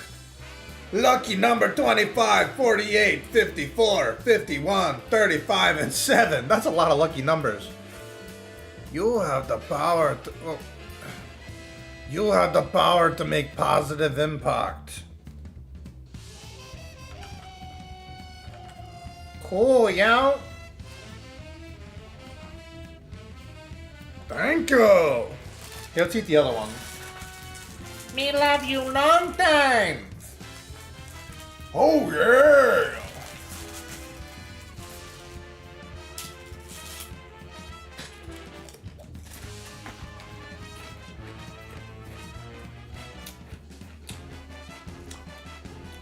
Be happy. It's one way of being wise. Who ordered the poo-poo platter? Ugh.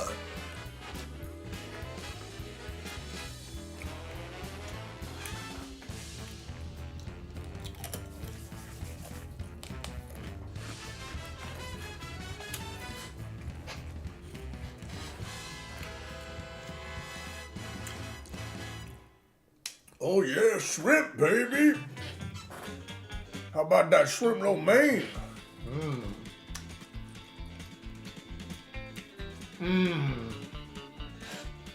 Oh yeah. Sesame chicken. Who ordered the poo-poo platter?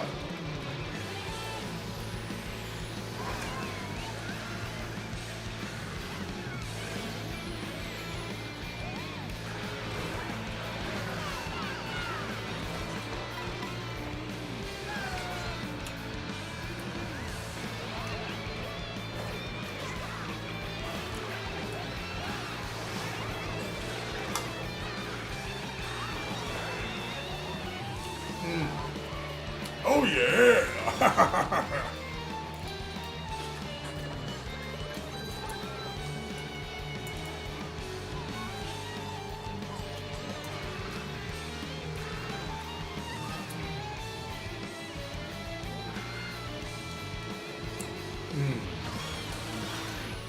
Oh yeah, Walk the Go is good.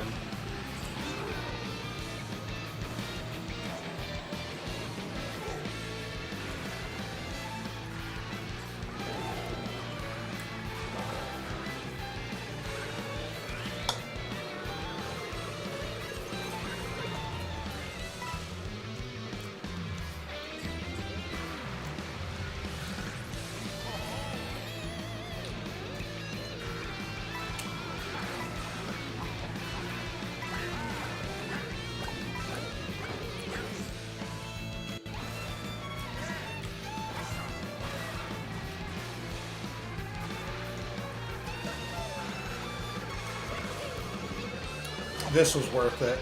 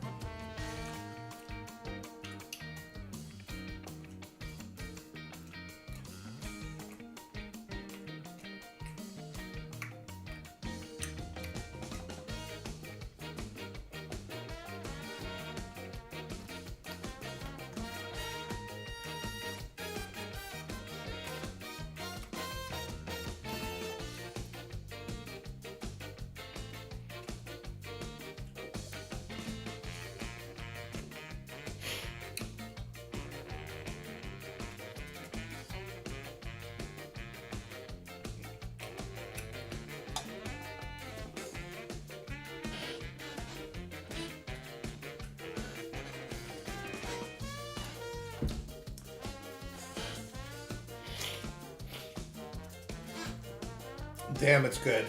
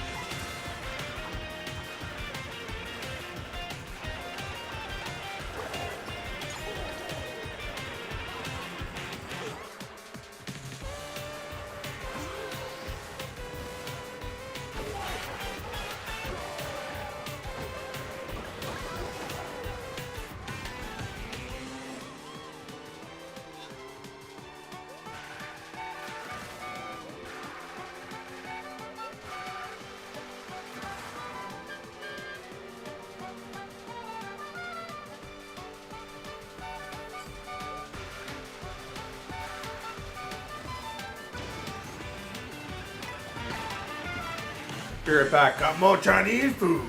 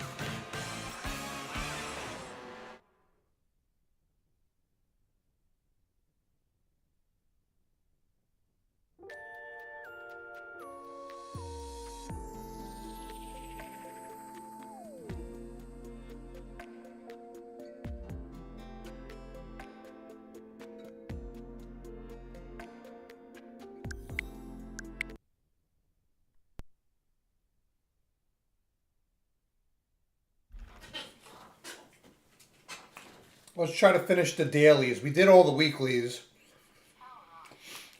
Mom finishing dinner. That was fun.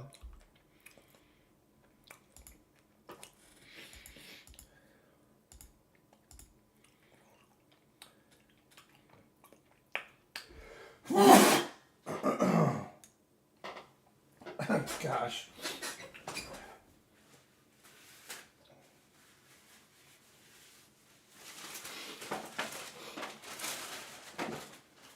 Who ordered the poo-poo platter?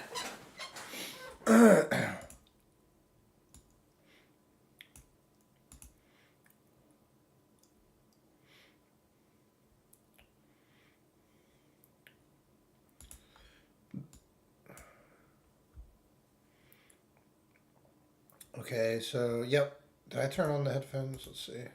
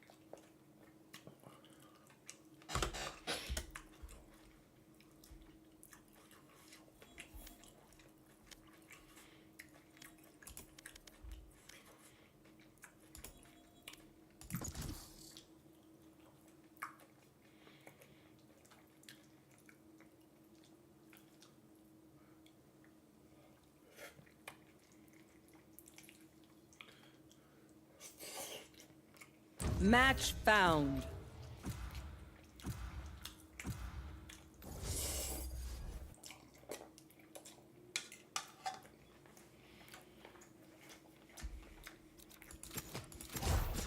Move, get Zara.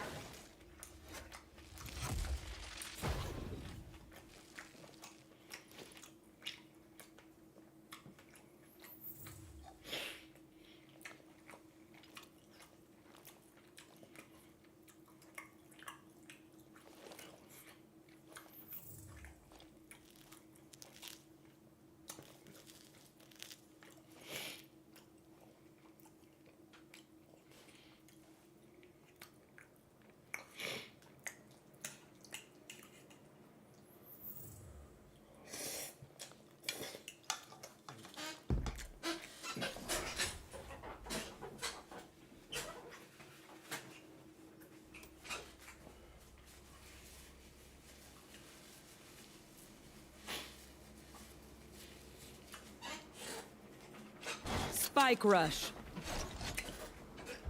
Gotta go. Oh yeah.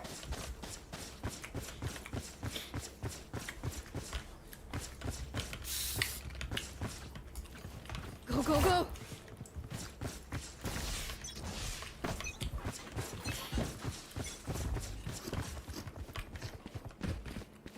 Take this. Flash out. Coming through. Go, go, go. Cutting. Up top. Clearing out. Don't get it. Reloading. You want to play? Let's play.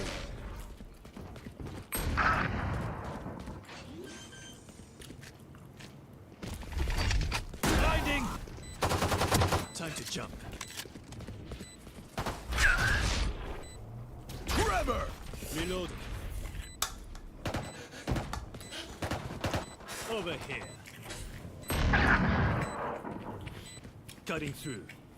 Enemy spotted B. Reloading.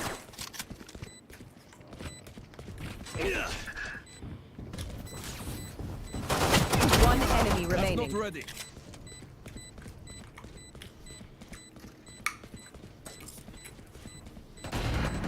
Enemy defender spawn.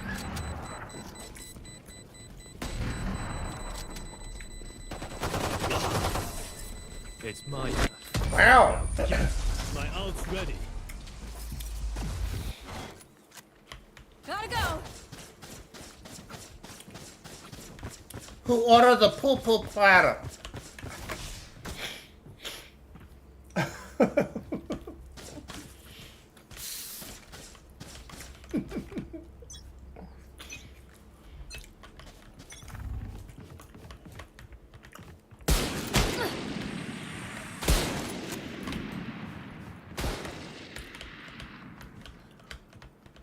Watch out.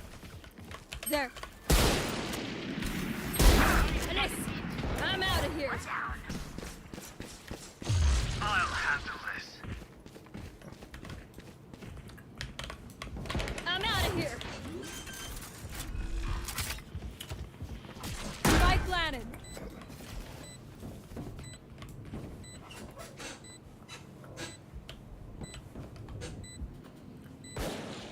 Enemy defender spawn.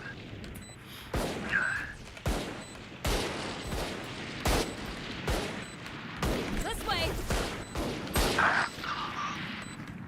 Gotta go. Concussing.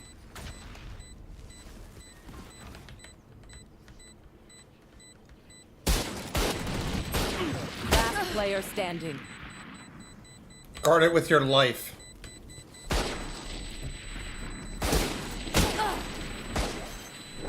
Clutch.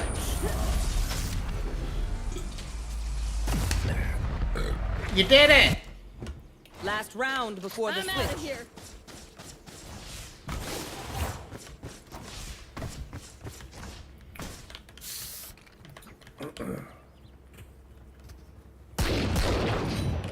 Hey, watch it, buddy.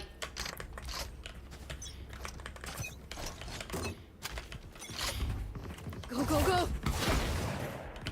Watch Someone's out.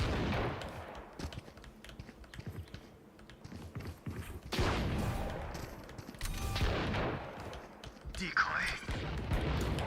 Enemy My ult's spotted ready. mid. I'll handle Go, this. go, go. Shortcut.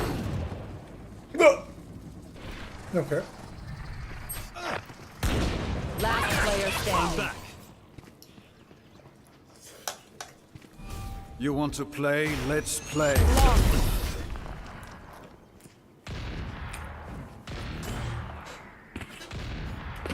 Switching sides. Gotta go.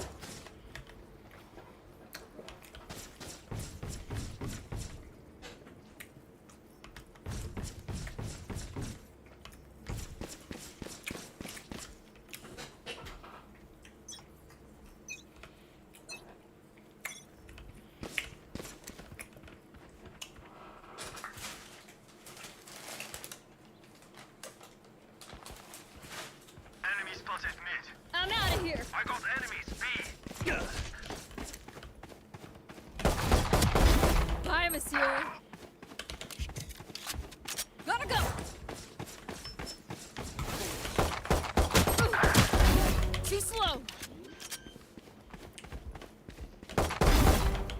Spike planted. Go, go, go. Going up. Last player standing. One enemy remaining.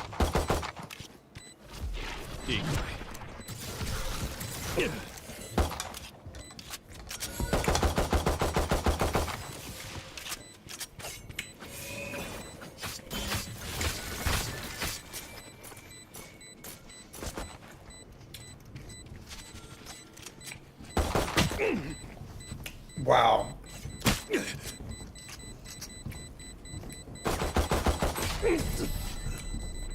That was amazing. That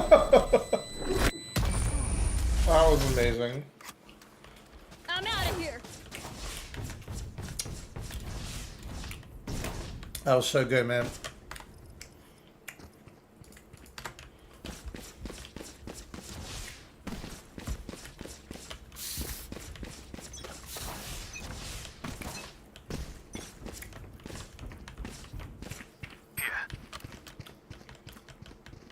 Decoy. Time to jump. Here we go. 90. Surprise. Last player standing.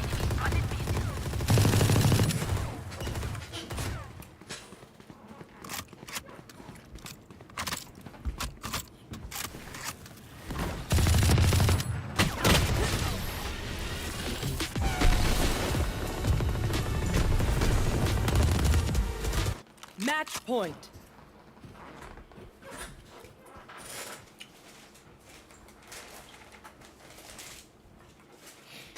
Go, go, go.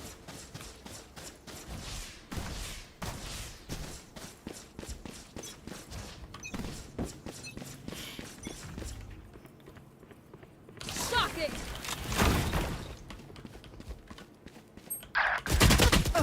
61 chamber.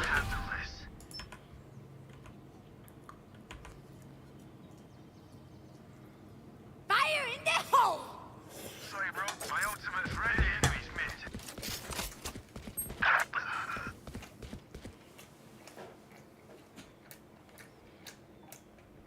Last player standing.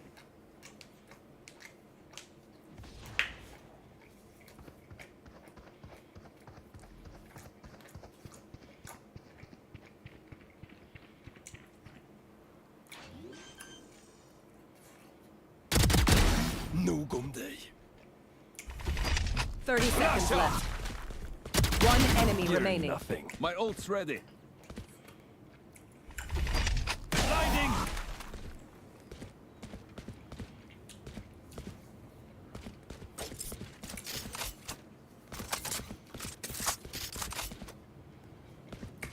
Ten seconds left. Spike planted. The last few pieces of chicken are reminding me of the other chicken places. That's fine. It's better than the other places it was.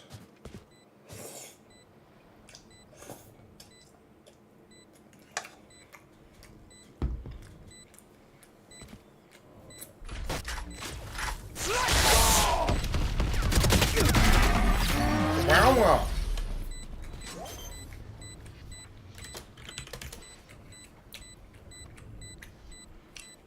Clutch. Stay out of my way. Sudden death. I'm out of here.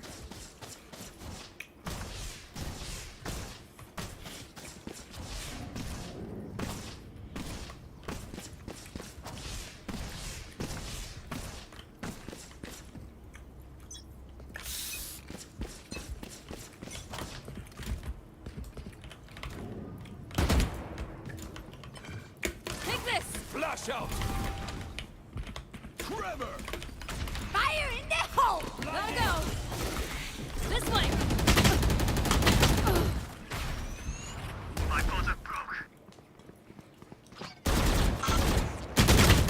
Decoy. Grenade. Enemy spotted B. Spike planted. Last player standing.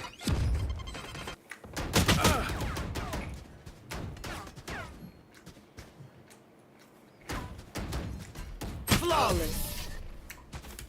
Attackers win. Hey, fuck niggas.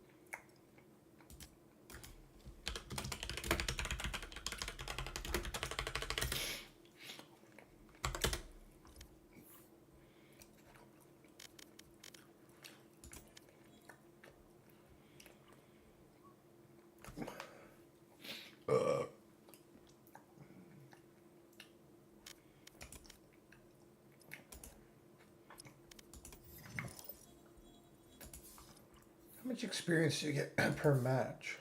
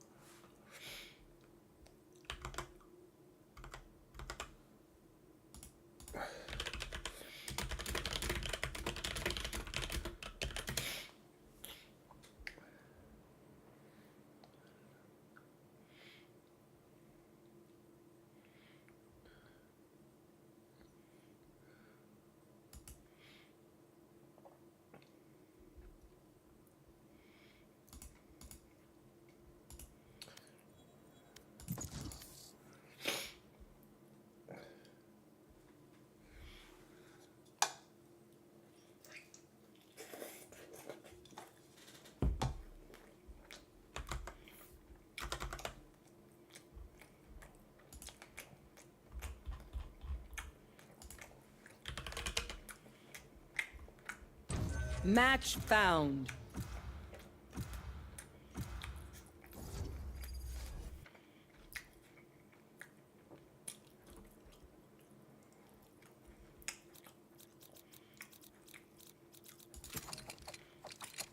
New weapons.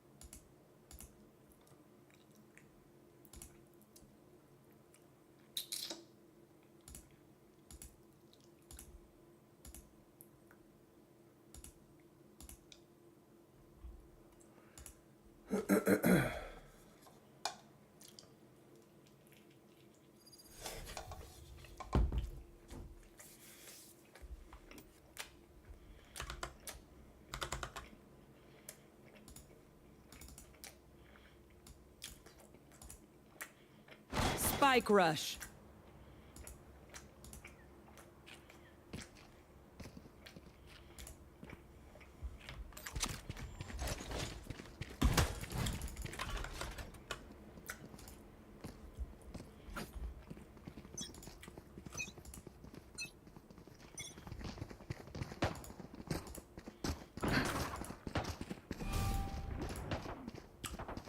Enemy spotted mid.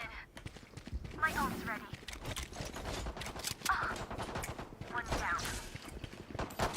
Reloading. All missiles away. Shot down. Enemy spotted. Reload him. Reloading. Live munition. One enemy remaining. Cover me. Spike planted. Last player standing.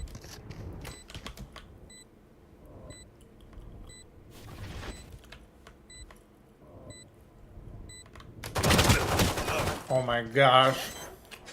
I should have waited. Thanks. Clutch. My bad, I was eating Chinese food.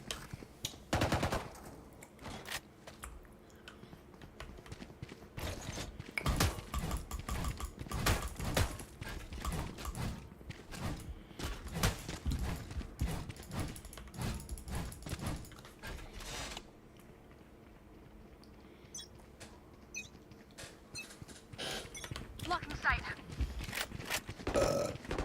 Joke's over. You're dead. Reloading. All missiles away.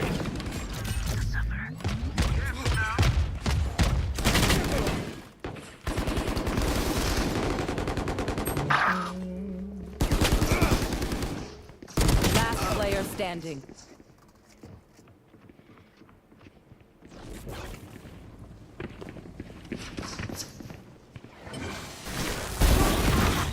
My ult ready.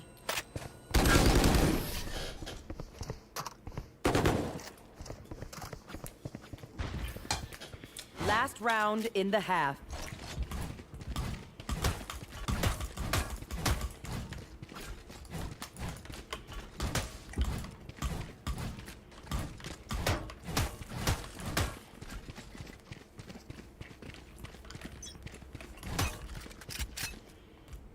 What's this?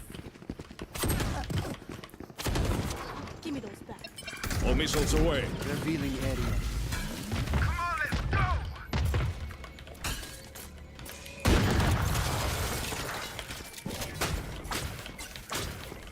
Hi! I'm pissed! Drone going out. Shot down. We're in our spawn. One suppressed. Last player standing. Right on spawn. exactly where you He was like right on spawn. Switching sides. Match That's point. literally what it sounded like. Right on spawn.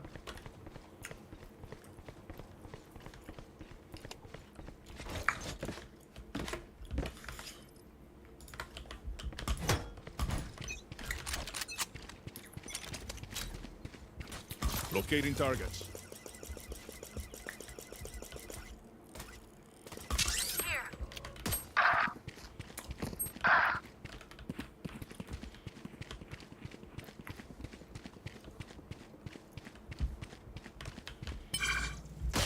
Spike planted.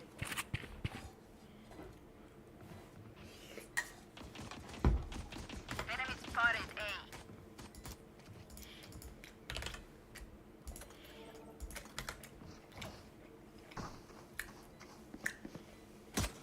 A. Last player standing. You're nothing.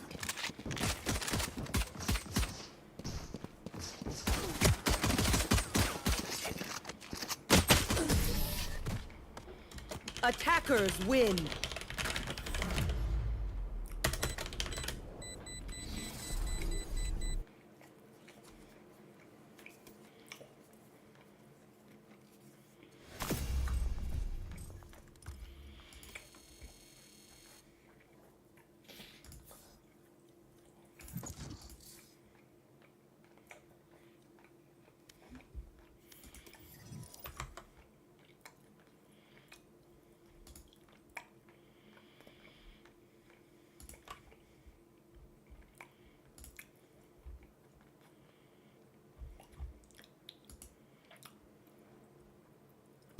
Match found.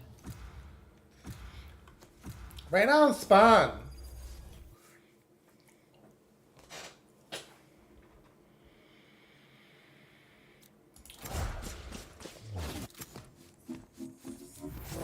Let's make some noise.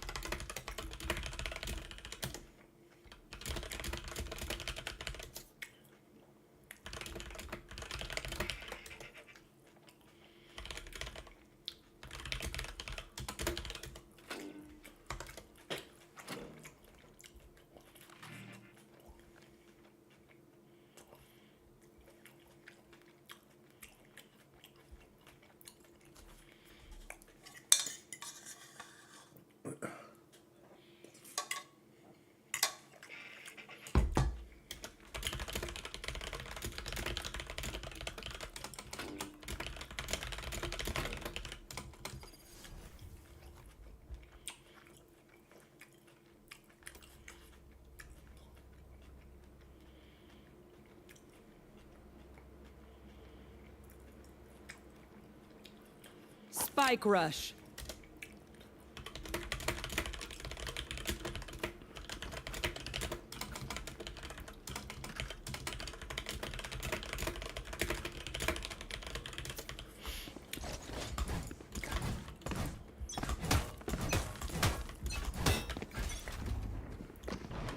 Grenade! Pairing up. That's a concuss.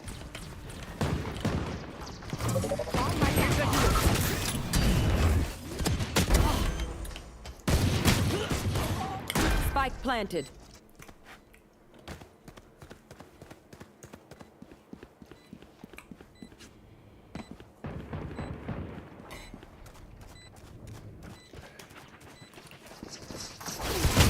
Last player standing.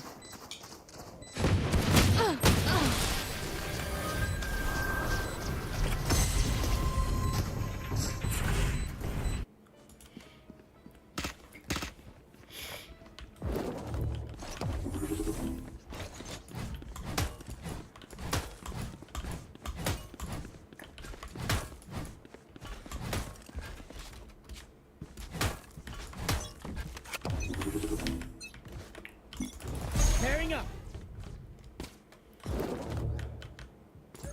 Smoke's resonating.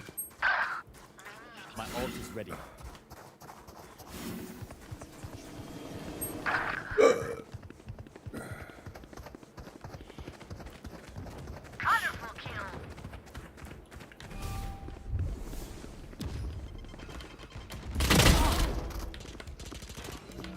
Last player standing. One enemy remaining. No distractions.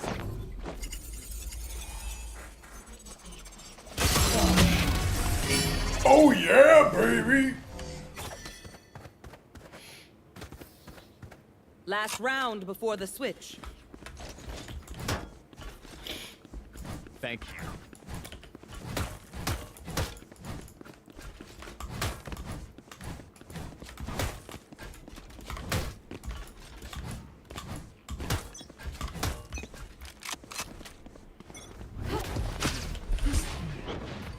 Right here, right now.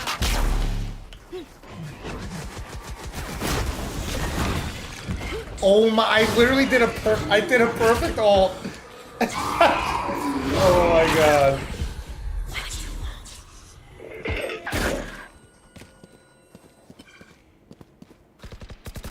Stay down. My ult's ready. I'm pissed! Last player standing. I did a perfect ult and my team stunned me. I love it. I love it! I love it! I love it! Oh.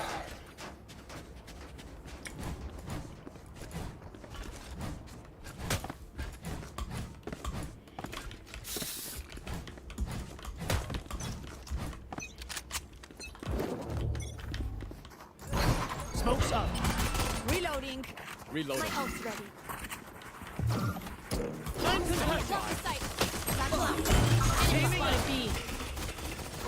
Get out of here. 85 neon left. Blocking sight.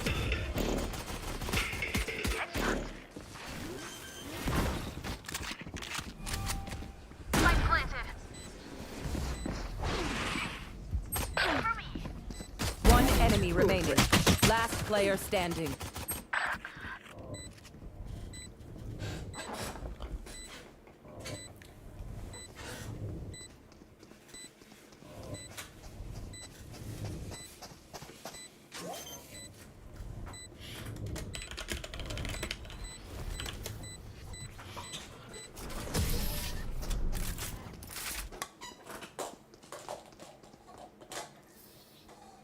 Match point.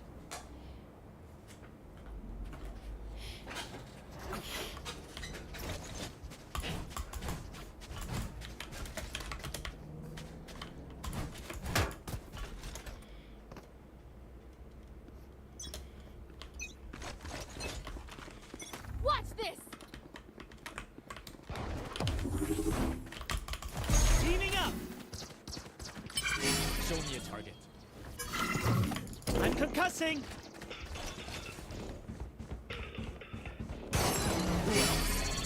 Enemy spotted A. No charge. My ult ready. That's a concuss. Watch out! Planted.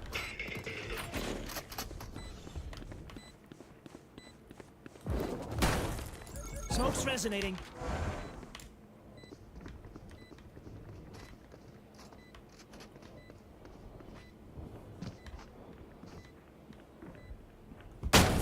Woo, on me.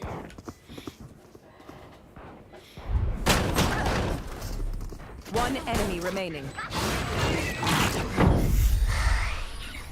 Sheesh. I learned a lot. My ult is ready. Reloading.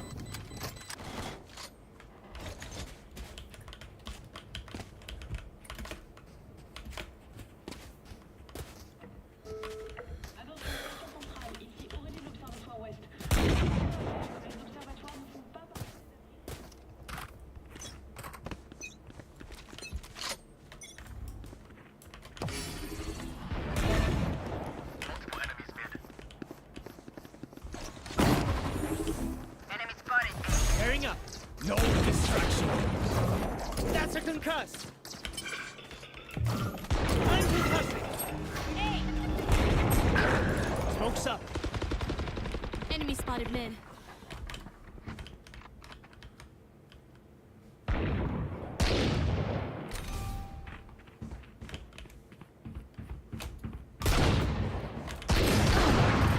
Get out of my way. Last player standing. Defenders win. You will not kill my allies.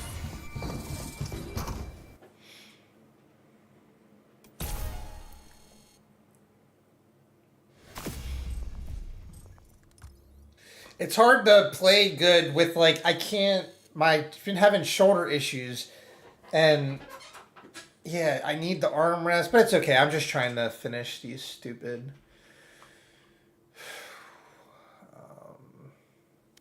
the battle pass thing. Why did it not give me, I don't know. No, 1,000 experience.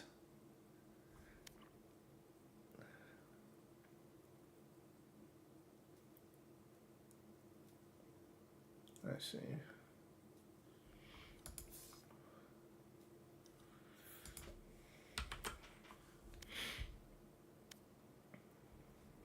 I mean, we have like 5 days left, right? 4 days left. Yeah, we're getting so close. We're gonna finish this. Let me brush my teeth real quick. Be right back. Be right back. Oh, Butterball, do your job.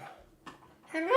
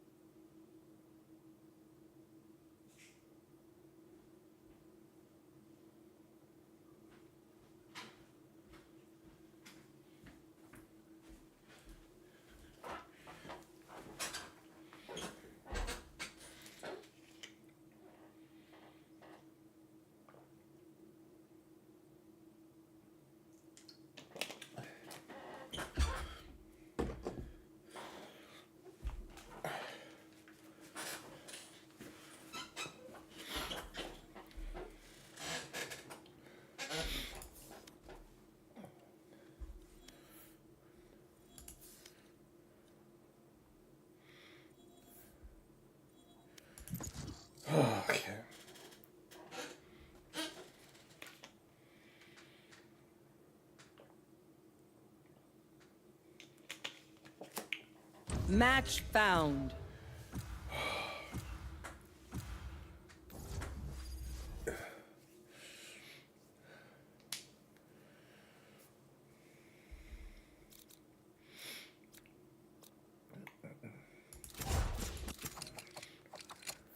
New weapons.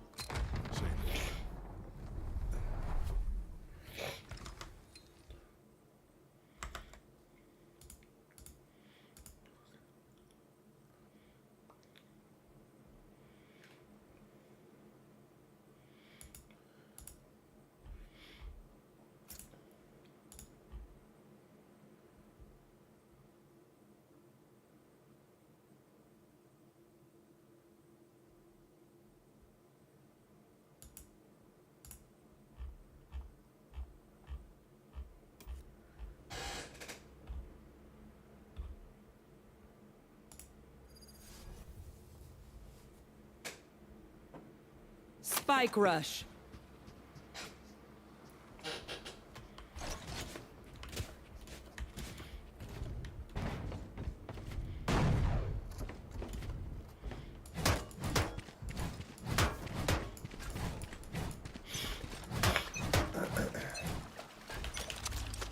Grenade is live. Blocking sight.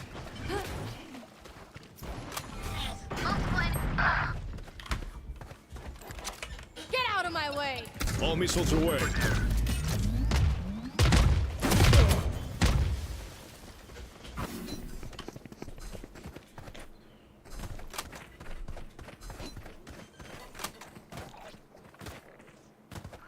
Spike planted.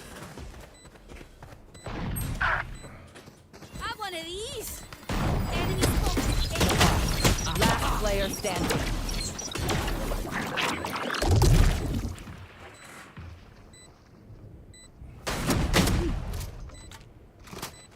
Flawless.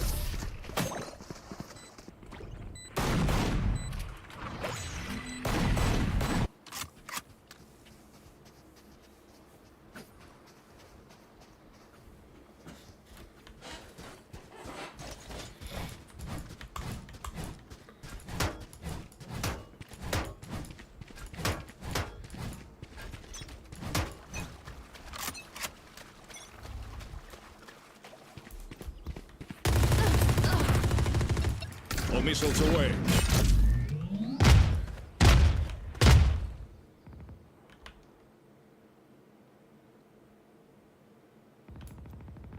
Enemy spotted B. Next. Enemy spotted B. Jet grounded.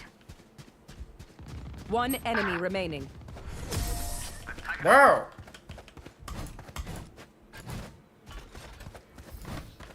Last round in the half.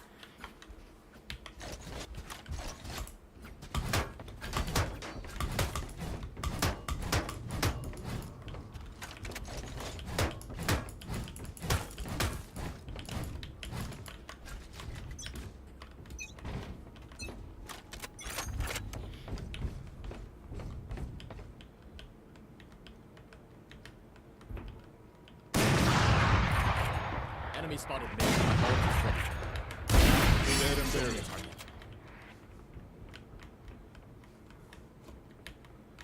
No distractions.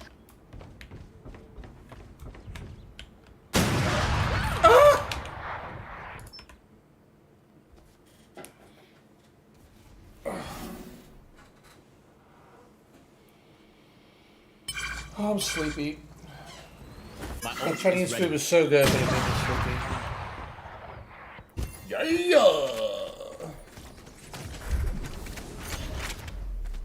One enemy remaining.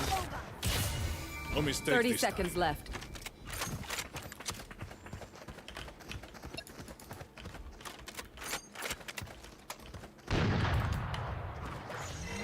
Right here. All missiles away. The picture this wasn't enough.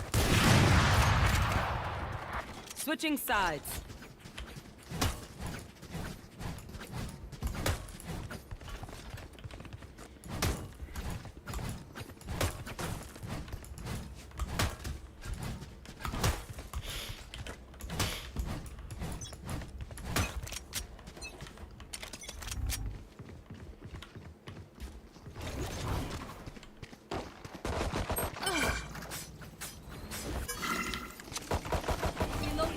missiles away. Drone going out. Drone is down. Grenade is live. Reloading. Enemy spotted mid. Enemy spotted mid. Target down. Adios.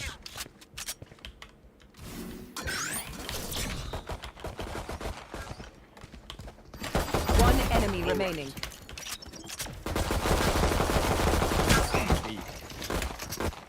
30 seconds left. Oh! Player standing. One shot.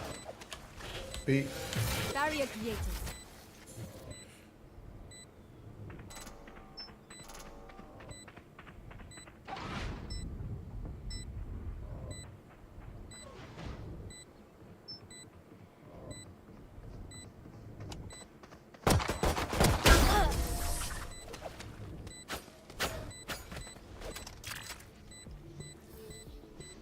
Match point.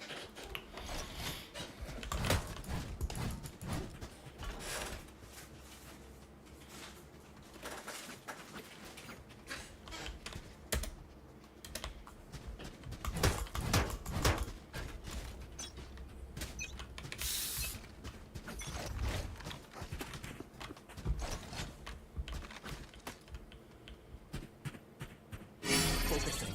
No distraction. Healer down. Locating targets. Enemy spotted B. Dropping smokes. Barrier created.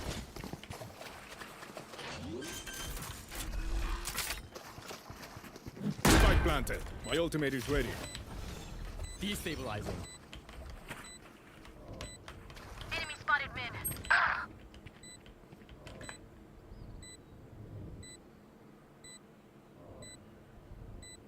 Over there. On my mark. This is how it ends. Light munition.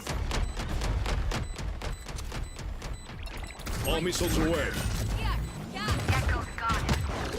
Enemy One spotted. enemy remaining. Wow! Attackers win. Refreshing. Good job!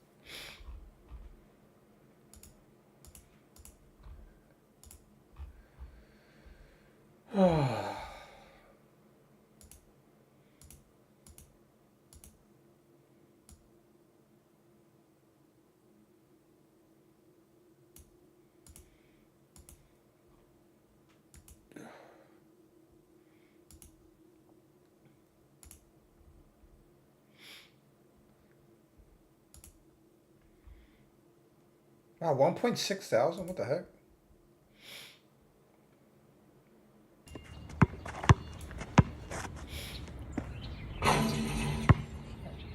That was good.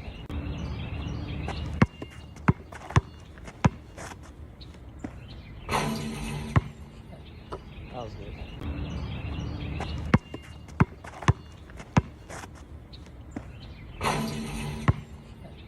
That was good.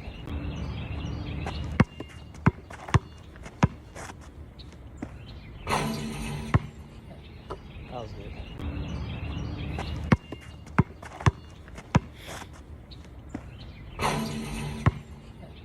That was good.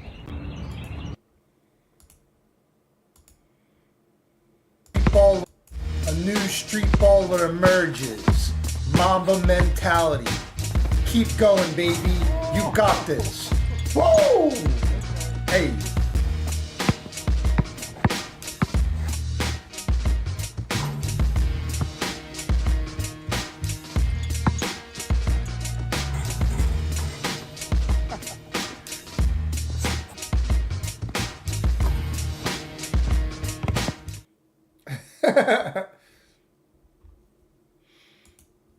Oh, yeah. Okay, what else do I want to do?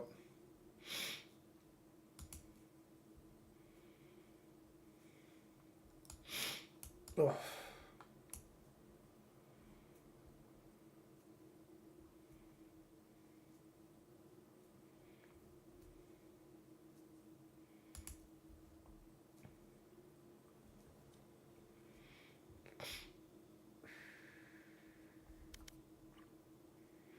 Let me see some real quick.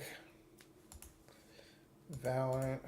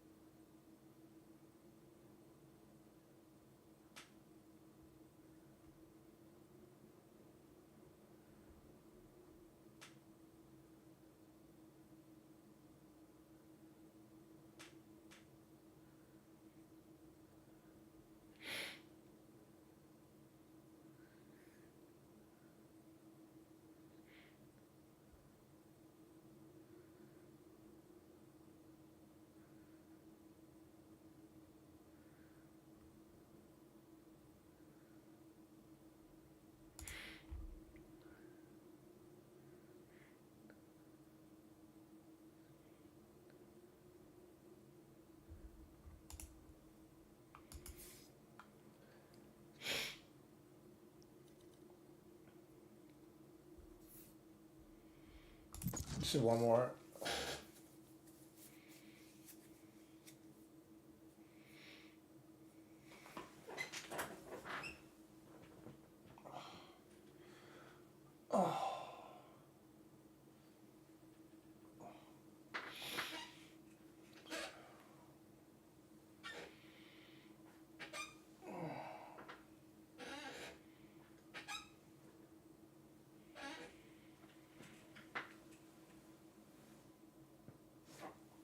Actually, let's change games. I feel like changing games.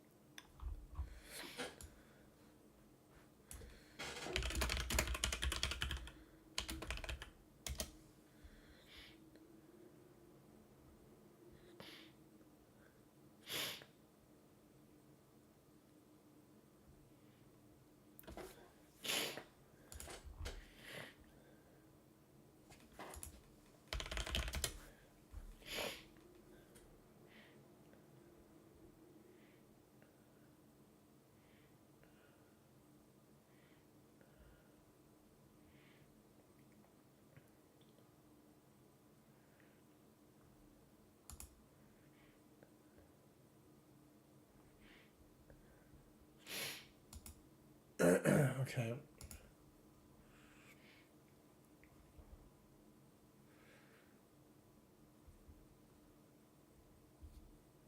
Yeah, we could do WarCraft. Oh, I feel a little sick. We're good. We're good. Let me see something too. Yeah. Push that tomorrow.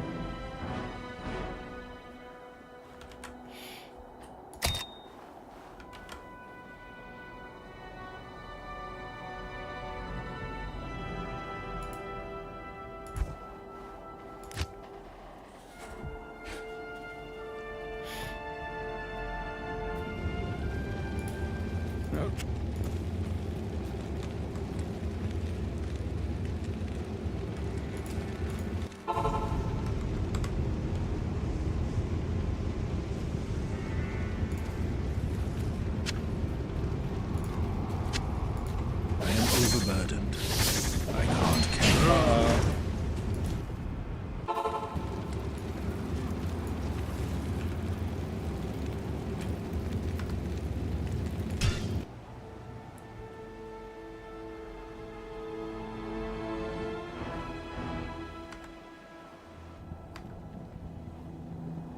Yeah, we'll just do WarCraft.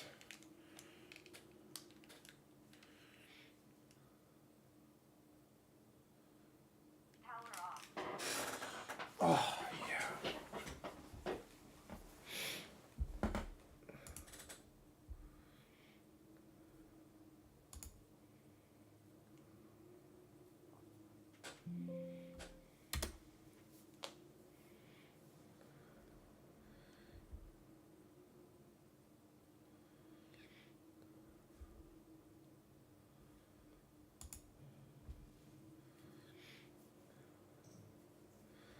Let's put on an interview and chill.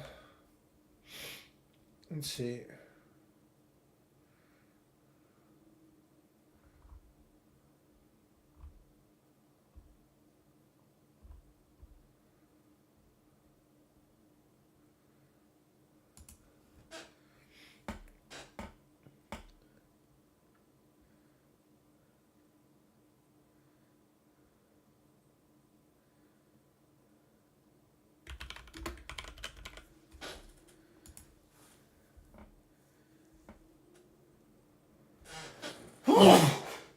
Oh, God.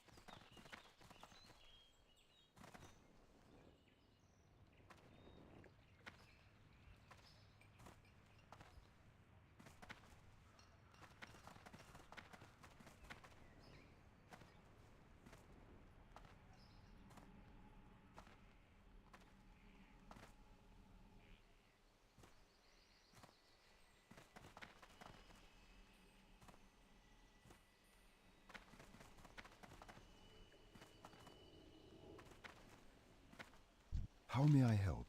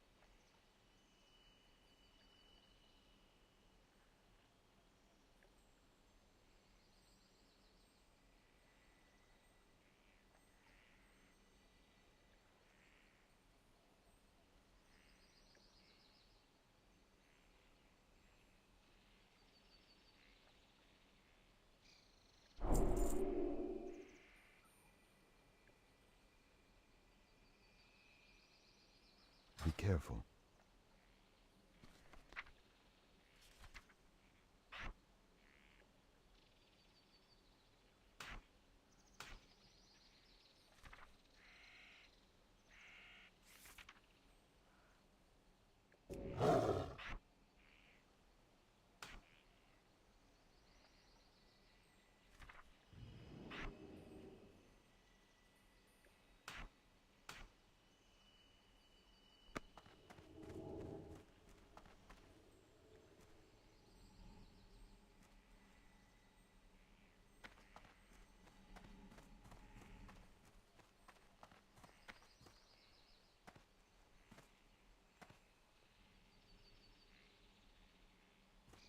I am honored.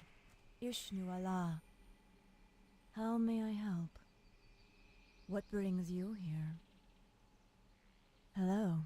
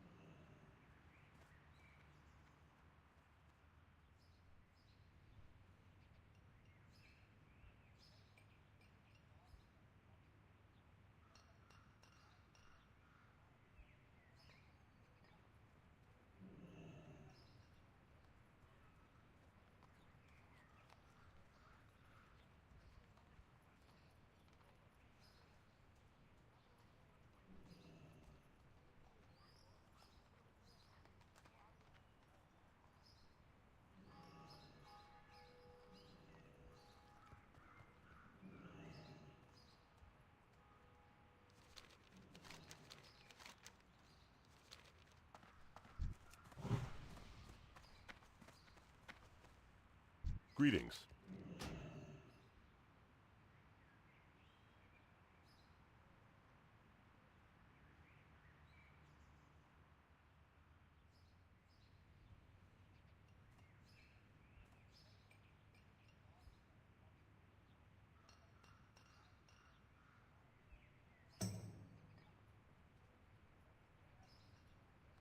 For the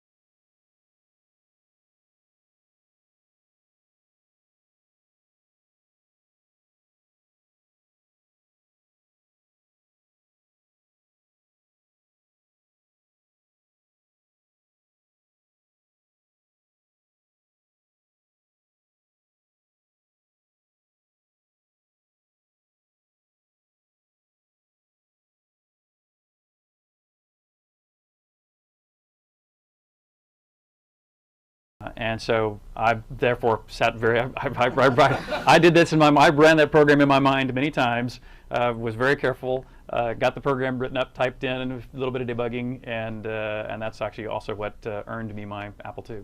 So let's talk about those notebooks for a second. So this is when you were calling it D&D 1, D&D 2. That's right. So what this was is D&D that? 1. Wow. So this is D&D 1, and so in fact, even through high school, that first notebook and this exact spool of tape was D&D.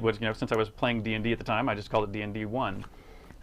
Then I would make another notebook, which I started out as D&D 2, D&D 3, D&D 4, D&D 5, etc. Some of them were never typed in. Sometimes I get halfway through it, realize some fundamental aspect of the structure improvements I was making was not going to work, and I would just abandon the notebook and move on to the next iteration. So the numbering isn't exactly how many there really were, but my numbering actually went up to number 28. So I had up to the last one I actually did in high school was called D&D 28, and that's when I finally had access to the Apple II that my dad and I purchased.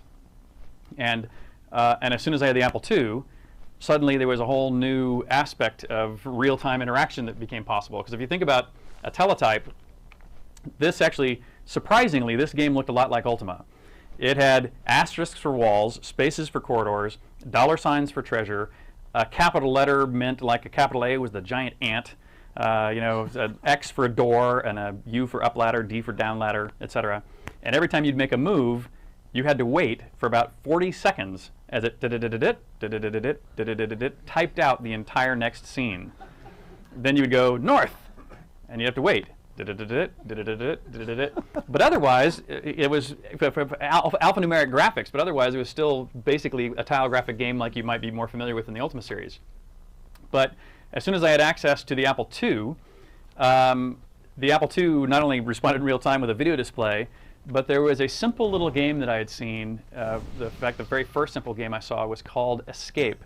And it was a game where you actually got to watch a maze be drawn in kind of top-down block graphics, and then it would drop you in it in 3D and let you just find your way out of the maze. And that was the end of the game. And immediately, as soon as I realized, I saw something drawn in perspective, and this was in block graphics. It wasn't even in line-drawn graphics. It was very, very, very low res. But that made me immediately realize that, hey, I can actually now create my worlds in 3D too. And I sat down and unfortunately, this has now died, so we're stuck on this screen. Oh, for the rest rats! of the time. Not this screen. Anything but this screen. So that's when I finally had access to that Apple II. I sat down with my mother, who was an artist, and she showed me how she drew perspective about how you make telephone poles along the side of a road, and how to know where the next telephone pole will be and how tall that next telephone pole will be from a geometry standpoint. Then I sat down and said, I was reasonably good with geometry, so I worked out mathematically what that would look like, or at least what I did, what I thought was my best job, although for at the time in high school, it was still fairly advanced calculations for me. So actually, before I even programmed that, I went to my dad and I said, hey, can you check my math on this? He went from a completely different approach, came with it, from a derivatives and integrals approach, but ended up with basically the same equations. And so that's when I realized, yes, thank you, the bottom left and bottom right pictures, where I could calculate the points that I would need to reach with the vertices to draw a game and draw graphics in perspective. And so those were hand-calculated, hand-drawn, still in BASIC, calls to plot each of those little line segments, one line segment at a time. And that game that I was basically took D&D 28, and on the Apple II I called it D&D 28B, because the only difference in my mind was that it now had perspective view versus the top-down view. And I was doing this in my senior year in high school, and I was at that same time I was working as a sales clerk at a Computerland store. And what was funny is that back in the day, of course, I think again the Apple IIs were about $3,000 a piece. They didn't do much, and if you're trying to sell them, what most people were buying them ostensibly for, paying this quite a large sum of money, especially for even back in those days, is you were to balance your checkbook or to keep your do maybe some word processing, and maybe they would even try to sell it to women to keep your cookbook recipes and things in. I mean, it was really things you can't imagine spending that kind of money on, plus a few games. And it was the owner of the Computerland store who saw this game that I had made, who said, hey Richard, this little game that I see you working on in the back of the store is much better than all the games we're selling here on the wall of the store. And not only that, but this is, the state-of-the-art packaging is a Ziploc bag. He said, why don't you go next door to the convenience store, buy some Ziploc bags, and put some of your games on the wall, and we'll sell them here. And so that's what I did. And so I went out and bought some Ziploc. I got the best deals anywhere. What's up? Time is money, friend. I got what you need. A potential customer. Yeah, very funny. I don't have time for this. Amateur. Oh, do I have a deal for you? Talk to me. Yo. Ah, potential customer. Hey, how you doing? What's up? I got the best deals anywhere. Yo. Period back.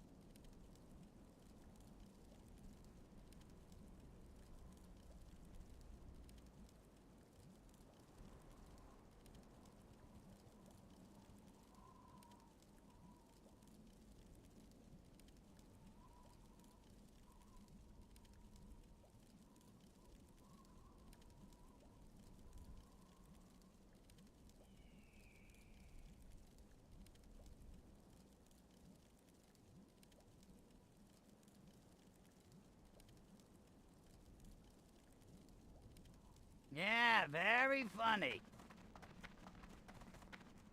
I invested, my total investment in this game was about $200, which for me was all the money I had in the world at the time. I made some Xerox cover sheets at a print shop that was just a couple doors down in one direction. Bought the Ziploc bags, hand copied some discs on the Apple II that I owned.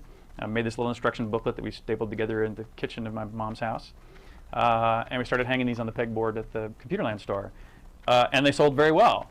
In the first week or so, we sold a dozen or two copies of this game, when all of a sudden I got a call from California. So one of the copies of this original game had already been pirated and copied and cheated and stolen across the country.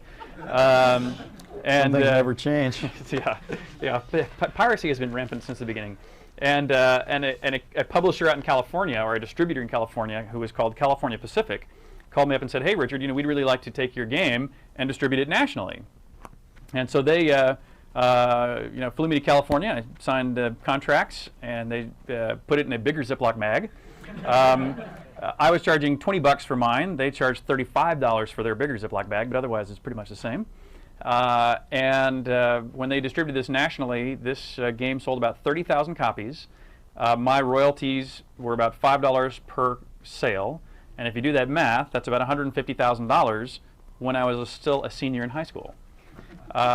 For a game that took me about 6 weeks of my after-school time. And I paid myself $0, of course. So the return on investment is basically infinite. And by the way, it has been downhill ever since, and still is to this day. It gets harder and harder each time. But this game wasn't meant to be published, and that's kind of what you'd kind of alluded to in your intro, where after I did this one that did really well, even though I wasn't trying to sell anything, that's when I started over and wrote a game called Ultima, which was the first game that I intended to be published. So at this point, did you have any concept of play testing, or did you have your friends play it? I mean, how did California Pacific have any testing, or was it just, hey, it's kind of cool, let's put it out there? Pretty much the latter. Oh boy. Yeah, pretty much. I mean, of course, my friends were playing it, and I was playing it. I was showing it off to friends to play it, but we weren't. We didn't have any process like, hey, we're about to go manufacture 1,000 of these, so let's please make sure there's no bugs, and go through a testing process. And, there was nothing like that. It's really officially dead now. That's really annoying. Okay. Well, I'm sorry to people working the camera. So then, hold on. Well, actually, let's talk about UT for a minute. So you were working on Ultima at that point? So Ultima I wrote in high school. No, Ultima 1, no, excuse me, you're right. Yeah. Calibeth I wrote while I was in high school. Ultima 1 I wrote here in Austin when I was driving back and forth from home. And there was this funny thing that occurred. And so this is one of those cautionary tales of don't follow this advice. Because for me, as my income level went up, my grade point average went down. And there was, I made it through 2.5 years here at UT. And I was in my junior year, and I was finally taking some actual programming classes. And the programming class I was taking in my junior year was, at the time, it was a 6809 assembly class. And a 6809 was the sequel to the 6502. And so every night I would go home to work on, at the time it was Ultima 2, and Ultima 2 was my very first assembly language program ever. And so, but since I was writing a massive project on a 6502 code, I learned 6502 coding very well.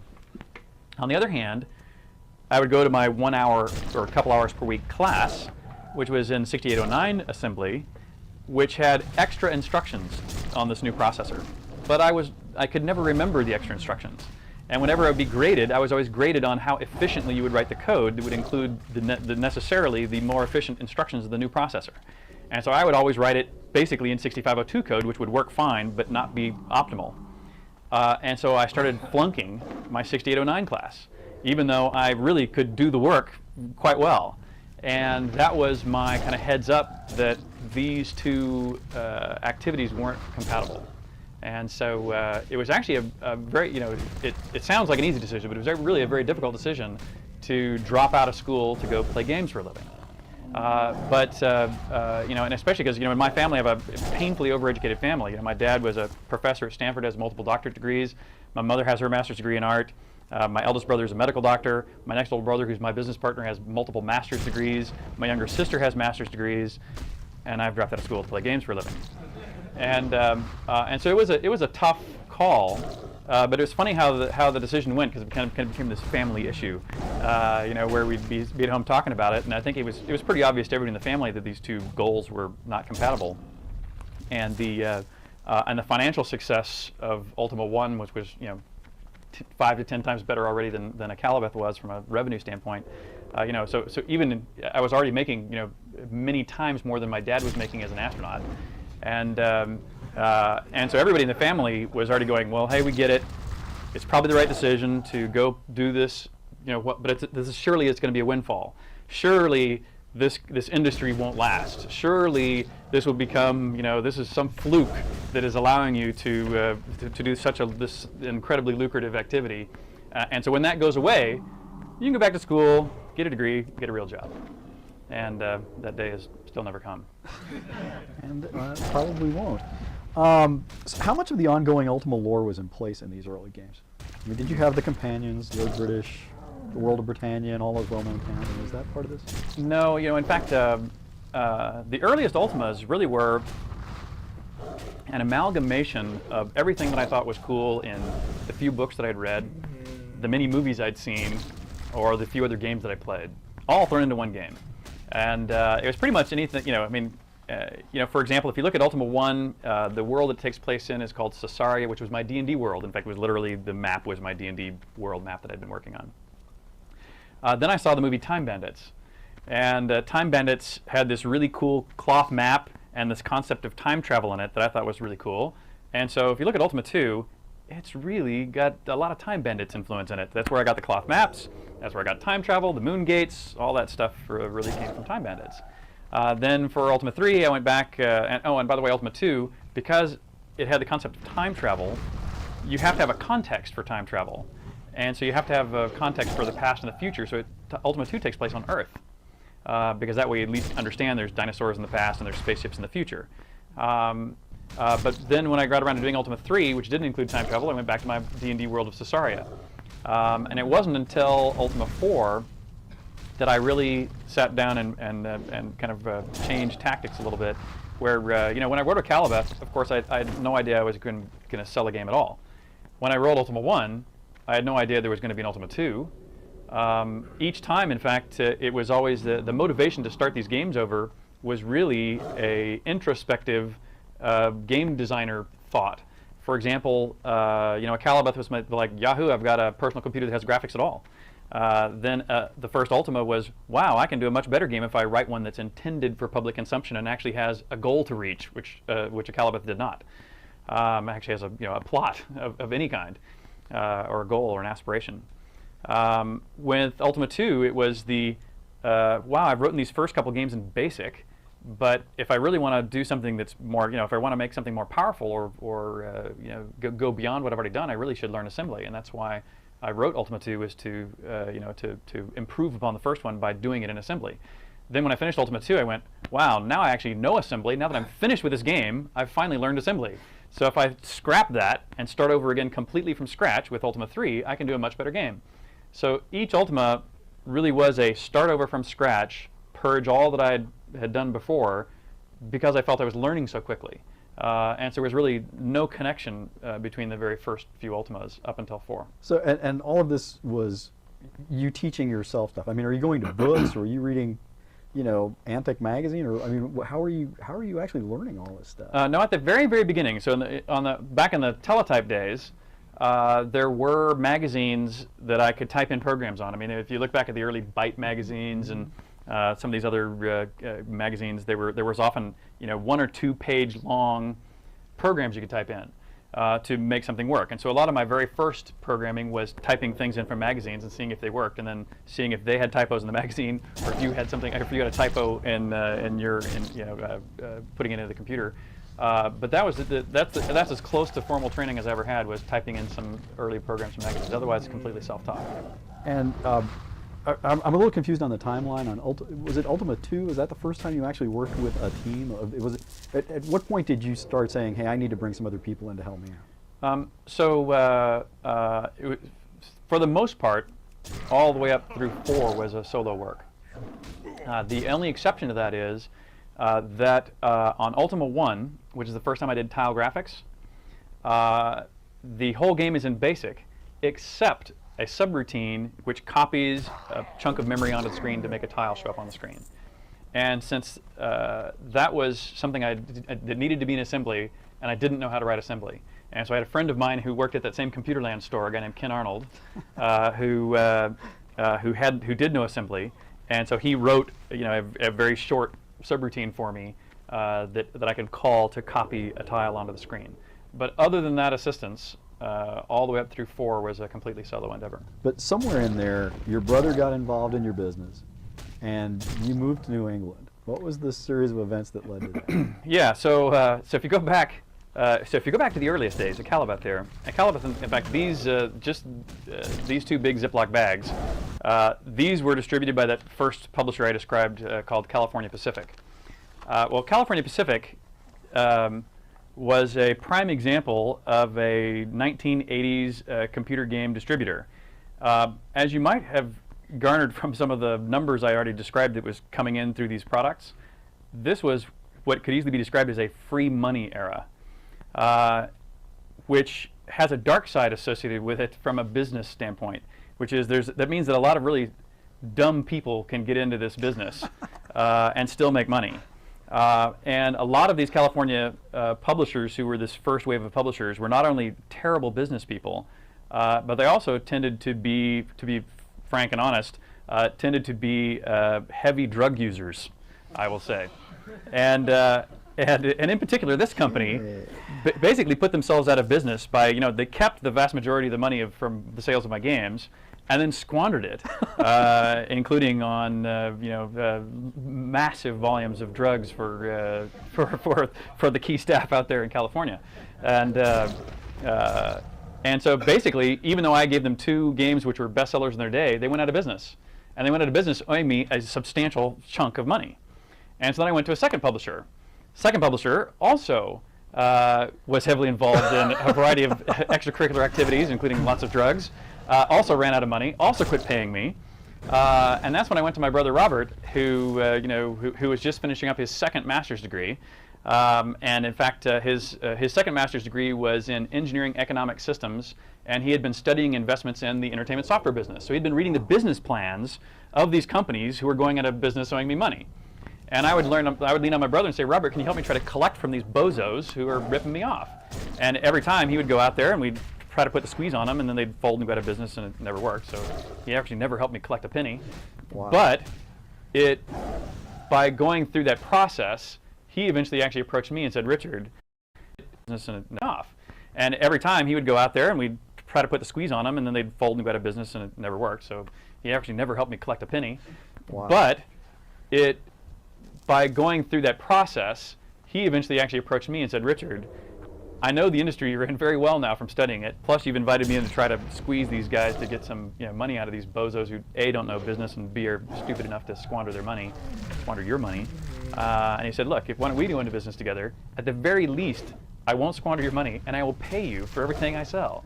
And I said, well, hey, that sounds like a great deal to me. And that's what started Origin, was really that very simple reaction to the necessity or the desire to get paid for my work. And we were a classic garage startup when we started Origin. We literally were in my parents' 3-car garage. My mother had an art studio over the 3-car garage that we kicked her out of. And upstairs, there were really 2 rooms. One room was Robert's business office. The bigger half, 2-car garage size half of the upstairs, was the development office, which was me and a couple of my friends who were working on some different games, like Chuck Boucher, Chuckles, who did some early Origin work. And the downstairs, the 3-car garage, became our manufacturing and shipping. And Jeff Hillhouse, Jeffrey the Giant, in Ultimas, Jeff was one of our very first employees and still works with us. And he ran the garage, where we had a couple of Apple IIs hand copying discs, and I had a shrink wrap machine, which I still have in my barn. and we hand folded boxes. The boxes would ship to us flat, and we'd have to sit there in the evening and fold the boxes into a box shape, and hand pack them every night, and shrink wrap them, and put them in crates, and ship them out of the garage. And so we did every aspect of, from the creation of the game through literally shipping them out the door. We did all those steps in the garage. Problem was that my brother Robert and his wife Marcy, prior to starting Origin, they had already moved to the Northeast, and they were both managers at AT&T's Bell Laboratories. And Marcy in particular was also a rapid climber in the Bell Laboratories hierarchy, and so she had no interest in coming to Texas. And so Robert, who had just become a private pilot and was flying around in a little Cessna, actually commuted from New Hampshire, or actually from Massachusetts, to Houston for 3 weeks out of the month, and then would fly back to be with his wife for 10 days, 2 weekends, and the week in between. And so for 9 months, he just flew back and forth once a month.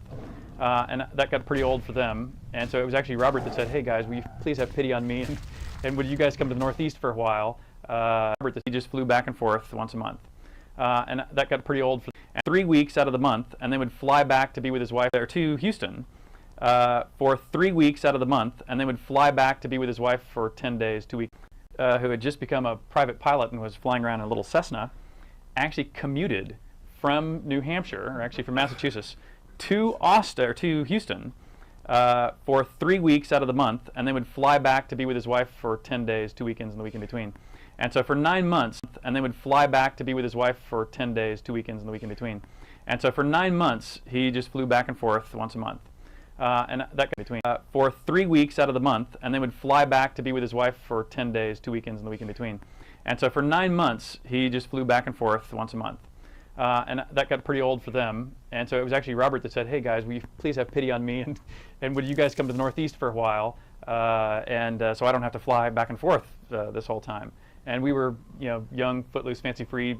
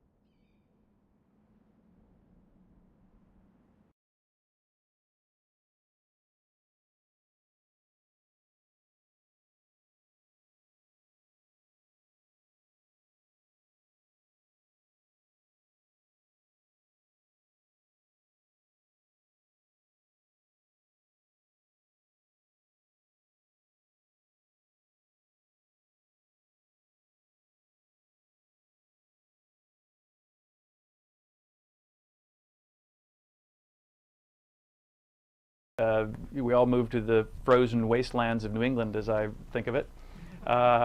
Stayed there for a couple of years, but then as quickly as possible, I'd already had come here to school in Austin and fell in love with Austin. So as soon as I could, I said, "Hey Robert, I've been here for a few years. I'm taking the Ultima team and I'm moving to Austin."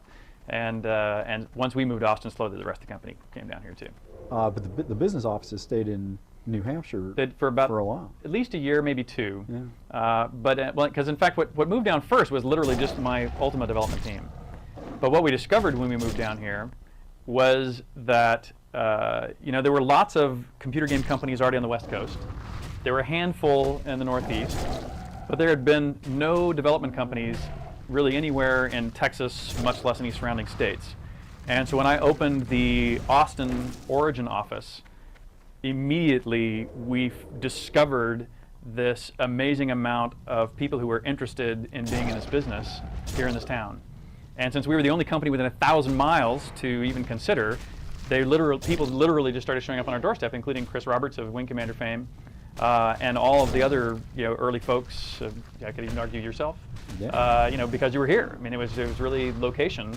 Austin as a location really was fundamental to the success of Origin, just because there was so much talent here in this town. And so that what started as my Ultima development office quickly, I mean, within a year, grew to become the dominant office in the sense of total number of people. The rest of the developers who were up in the Northeast, you kind of always want when you're in the development business, it's kind of fun to be around other developers. So they all moved down south, and then after a while, it was only my brother in the finance department that was left up north. So eventually, they gave in, and Marcy actually decided she liked Austin too, so they moved down here. So this was in the mid '80s, mid to late '80s. That's correct. Yeah, okay. I really wish this was working. So then we do come to. Sorry, camera.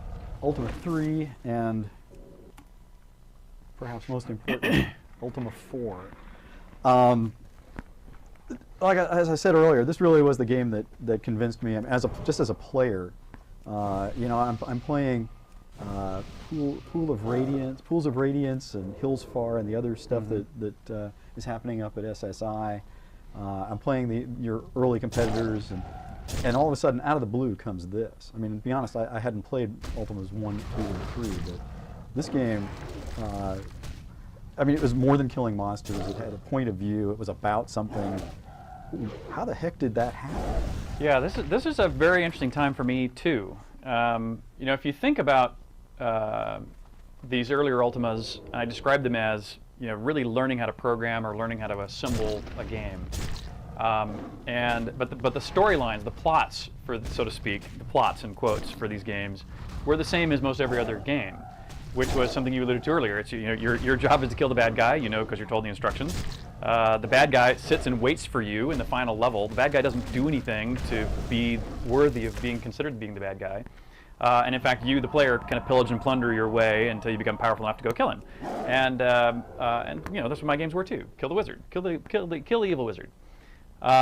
And even if you look at the sales curves, as profitable as these were, there were other games like Wizardry, which was out during the same period. And Wizardry, when it came out, it started with 3D graphics, and so it outsold Ultima, 3 or 4 to 1 originally.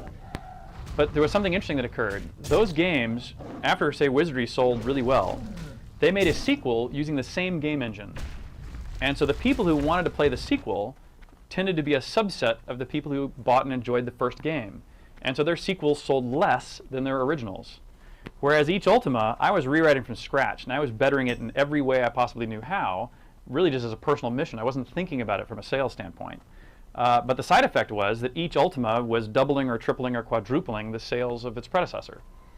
And so an interesting kind of switchover that was occurring about this point in time. But more importantly, was when you mentioned Ultima 3 was the first game Origin published. Because, and the reason why that's important is that any letter that anybody might have written to California Pacific, or the company that eventually became known as Sierra, I never saw. That fan feedback, fan mail or criticism, I never was aware of it in any way, shape, or form until Ultima 3. Ultima 3 was the first time that I got to read everything that anybody wrote to the company.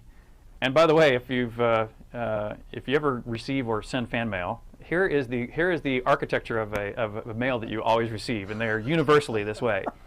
It is one paragraph of how much they bought and enjoyed your game, and then it is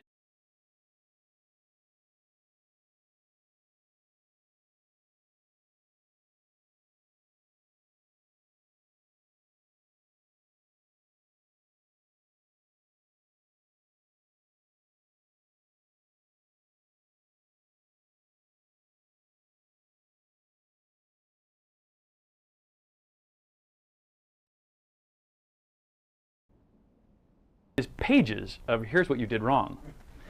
And that's when they're good letters. When they're bad letters, they just dive right in with the, boy, you're a real stinker, and here's why. We'll talk about Donald Glinky later. Yeah. And amongst the mail that we would get, not only was there lots of what I'll now describe as criticism that was paraded as fan mail, but there was also criticism of people who never played the games. I would receive criticism from people who just hated role-playing games, paper or pencil or otherwise. I would, usually religious extremists writing me going, you're the, quote, satanic perverter of America's youth, yes, which is my favorite thing I've been called. You win. And Yeah, I was very proud of that one. And but there was such a level of criticism that came in, and I was still another thing that was happening about this point in time was this is right when we moved to New England, and so prior to this, I developed Ultimas 1 and 2 and 3 in my house with my parents, in Texas, in Houston, and finally when I moved to New Hampshire.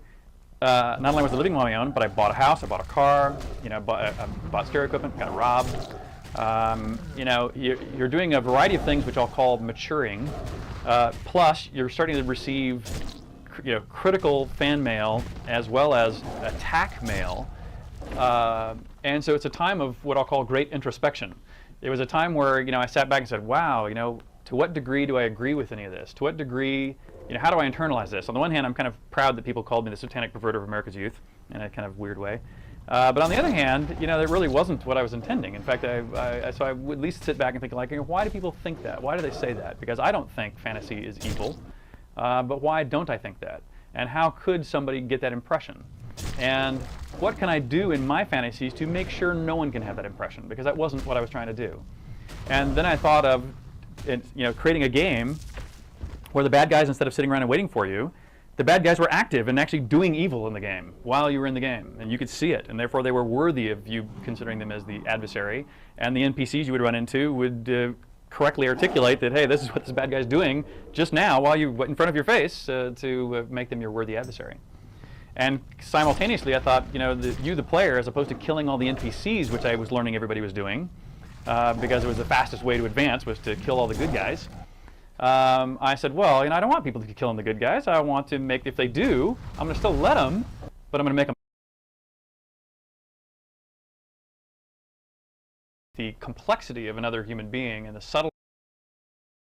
A lot of some of the thinking that of the early Ultima series, but actually begins to explore what I think are more interesting gameplay angles that I think that the otherwise stagnant MMO genre has missed. Okay, I'm trying to decide whether to go back to chronology or keep going down this road. So let's stick with this for a minute. We'll come back to chronology if we have time. Okay. So what do you think are the advances in Tabula Rasa? I mean, I know you talked a lot about tactical combat stuff over the years. Where are the advances? Yeah, so I think there's now I'll try not to fall into marketing spiel because this is obviously something I've been talking a lot about recently. But there's really three areas that I personally truly believe Tabula Rasa has tried to break the mold of the traditional MMO and do something that I think is more interesting, more powerful, and hopefully will ultimately give us more success. One is the combat system. If any of you have played any of that pantheon of EverQuest clones, you will probably be familiar with this combat model, which is that you run around through the world and you come up to an opponent who's standing around waiting for you.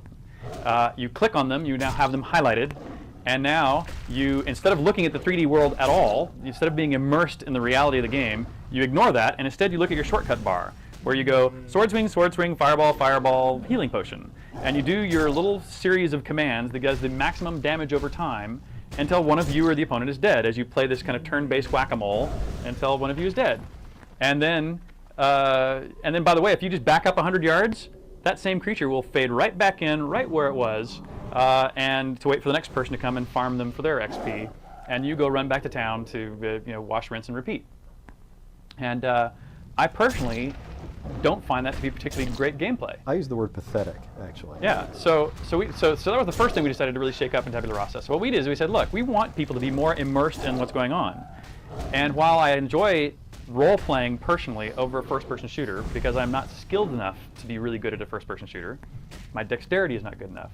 And so I like having a character that has attributes and things I can accumulate to grow over time to make me more powerful through my investments of time. But I want to also be immersed in what's going on in the 3D space. And so the way we did that is we said, look, instead of having the shortcut bar that you're staring at, let's make it to where when I click my left or right mouse button, it either fires my weapon or fires off an ability. And it does so not just at the pixel perfect thing I'm pointing at, but it actually gives me some targeting assistance to where if I've swept past you recently, it knows I mean to shoot at you. And so now I'm going to do role-playing die rolls, me versus you. But then we're going to take the 3D world into account. So, for example, if I'm shooting at somebody standing behind the podium, the fact that they are mostly hidden by the podium means the die roll will be modified to make that harder, or I'll do less damage to them when I shoot at them. On the other hand, if I'm standing in full open, they'll do full damage when they shoot at me. If I'm crouched down, therefore, like if you're shooting a gun for real, you would, being prone or something would actually assist you. But on the other hand, if somebody's about to hit you with a club, if you're sitting on the ground, they're probably going to be much more successful than if you're standing up and could easily move out of the way. And so we take those kinds of 3D environment aspects into the calculation. And so what that makes you do is, instead of, if you go to Baghdad and you're going to go, work down the streets, you don't walk down the middle of the street like you do in World of Warcraft and whack-a-mole with the guy in front of you. You go hide behind the big wall, and then you work over to the next big wall, and then you work over to the next big wall. And so when you play Tabula Rasa, you are encouraged very strongly to do that behavior. And so it feels more realistic, and it feels more like you're really doing something, you're really involved. If you stand in the open, you take a lot of damage. You stand behind something, you take a lot less damage. And so I believe we've created a combat system that is, while it's still a role-playing game, feels more immersive, feels more immediate, and I think is notably superior to the status quo. That's one. Number two is what I call the dynamic battlefield. Going back to, again, in most games, when you kill that monster and you walk back 100 yards, it will just fade right back in so the next person can come hunt them. And so all the creatures in the game really just wait around for you to come farm them, which goes back to the early Ultimas and the games that I was trying to get rid of, where these bad guys aren't doing anything bad. They're just literally waiting for you to come farm them for their XP. And so I said, look, in our game, the bad guys, when they come into the world, they're going to go do something. And they're going to do something. But light years away, on the planet Ariki, comes somber news. Without warning or... So that's a close-knit group that we call a party, and that also goes away as soon as you log out. So if you log out, you're disbanded from the party. So it's a temporary, transient, but close-knit group. We also have clans in the game, or guilds, as some people might refer to them, and they are persistent, bigger groups that you can also join forces with other people that give you the ability to be part of a bigger group, and they also can share a variety of things as well. But when you're in a party, that's most important for when you enter these instance spaces. And how we do that is that if all of us are playing the game and all of us were not in a party together at all, and we all we go through the doorway to this place called the Provost Research Facility, which is one of the very first instances you go to where you get to blow up a big building. Each of us that goes in, as soon as we walk in, it gives each one of us a custom, separate copy of that map. And therefore, each one of us can choose to blow it up or not, or succeed or fail at blowing up that building. And that flag will be set on each of us to where if we leave and come back, if I blow up the building's still blown up, if you know what I mean. So it keeps that state persistently. Now, when you party together with another group, if Warren and I were in one party and the rest of us were all independent, everyone else would go in, they'd get their own independent group, they'd get their own independent map. But when I go in, I open up an independent map. When Warren walks in, since he's in my party, he actually joins my instance.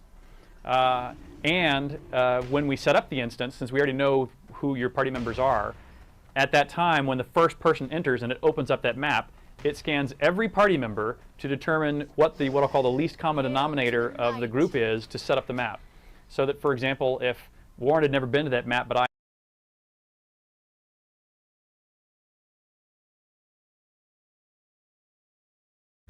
All right, guys, I'm going to take a little break. I'll be back tomorrow for sure. I might be back tonight. We will see. Go check out the basketball video, my shorts, like and subscribe, and I'll catch you guys later. Peace.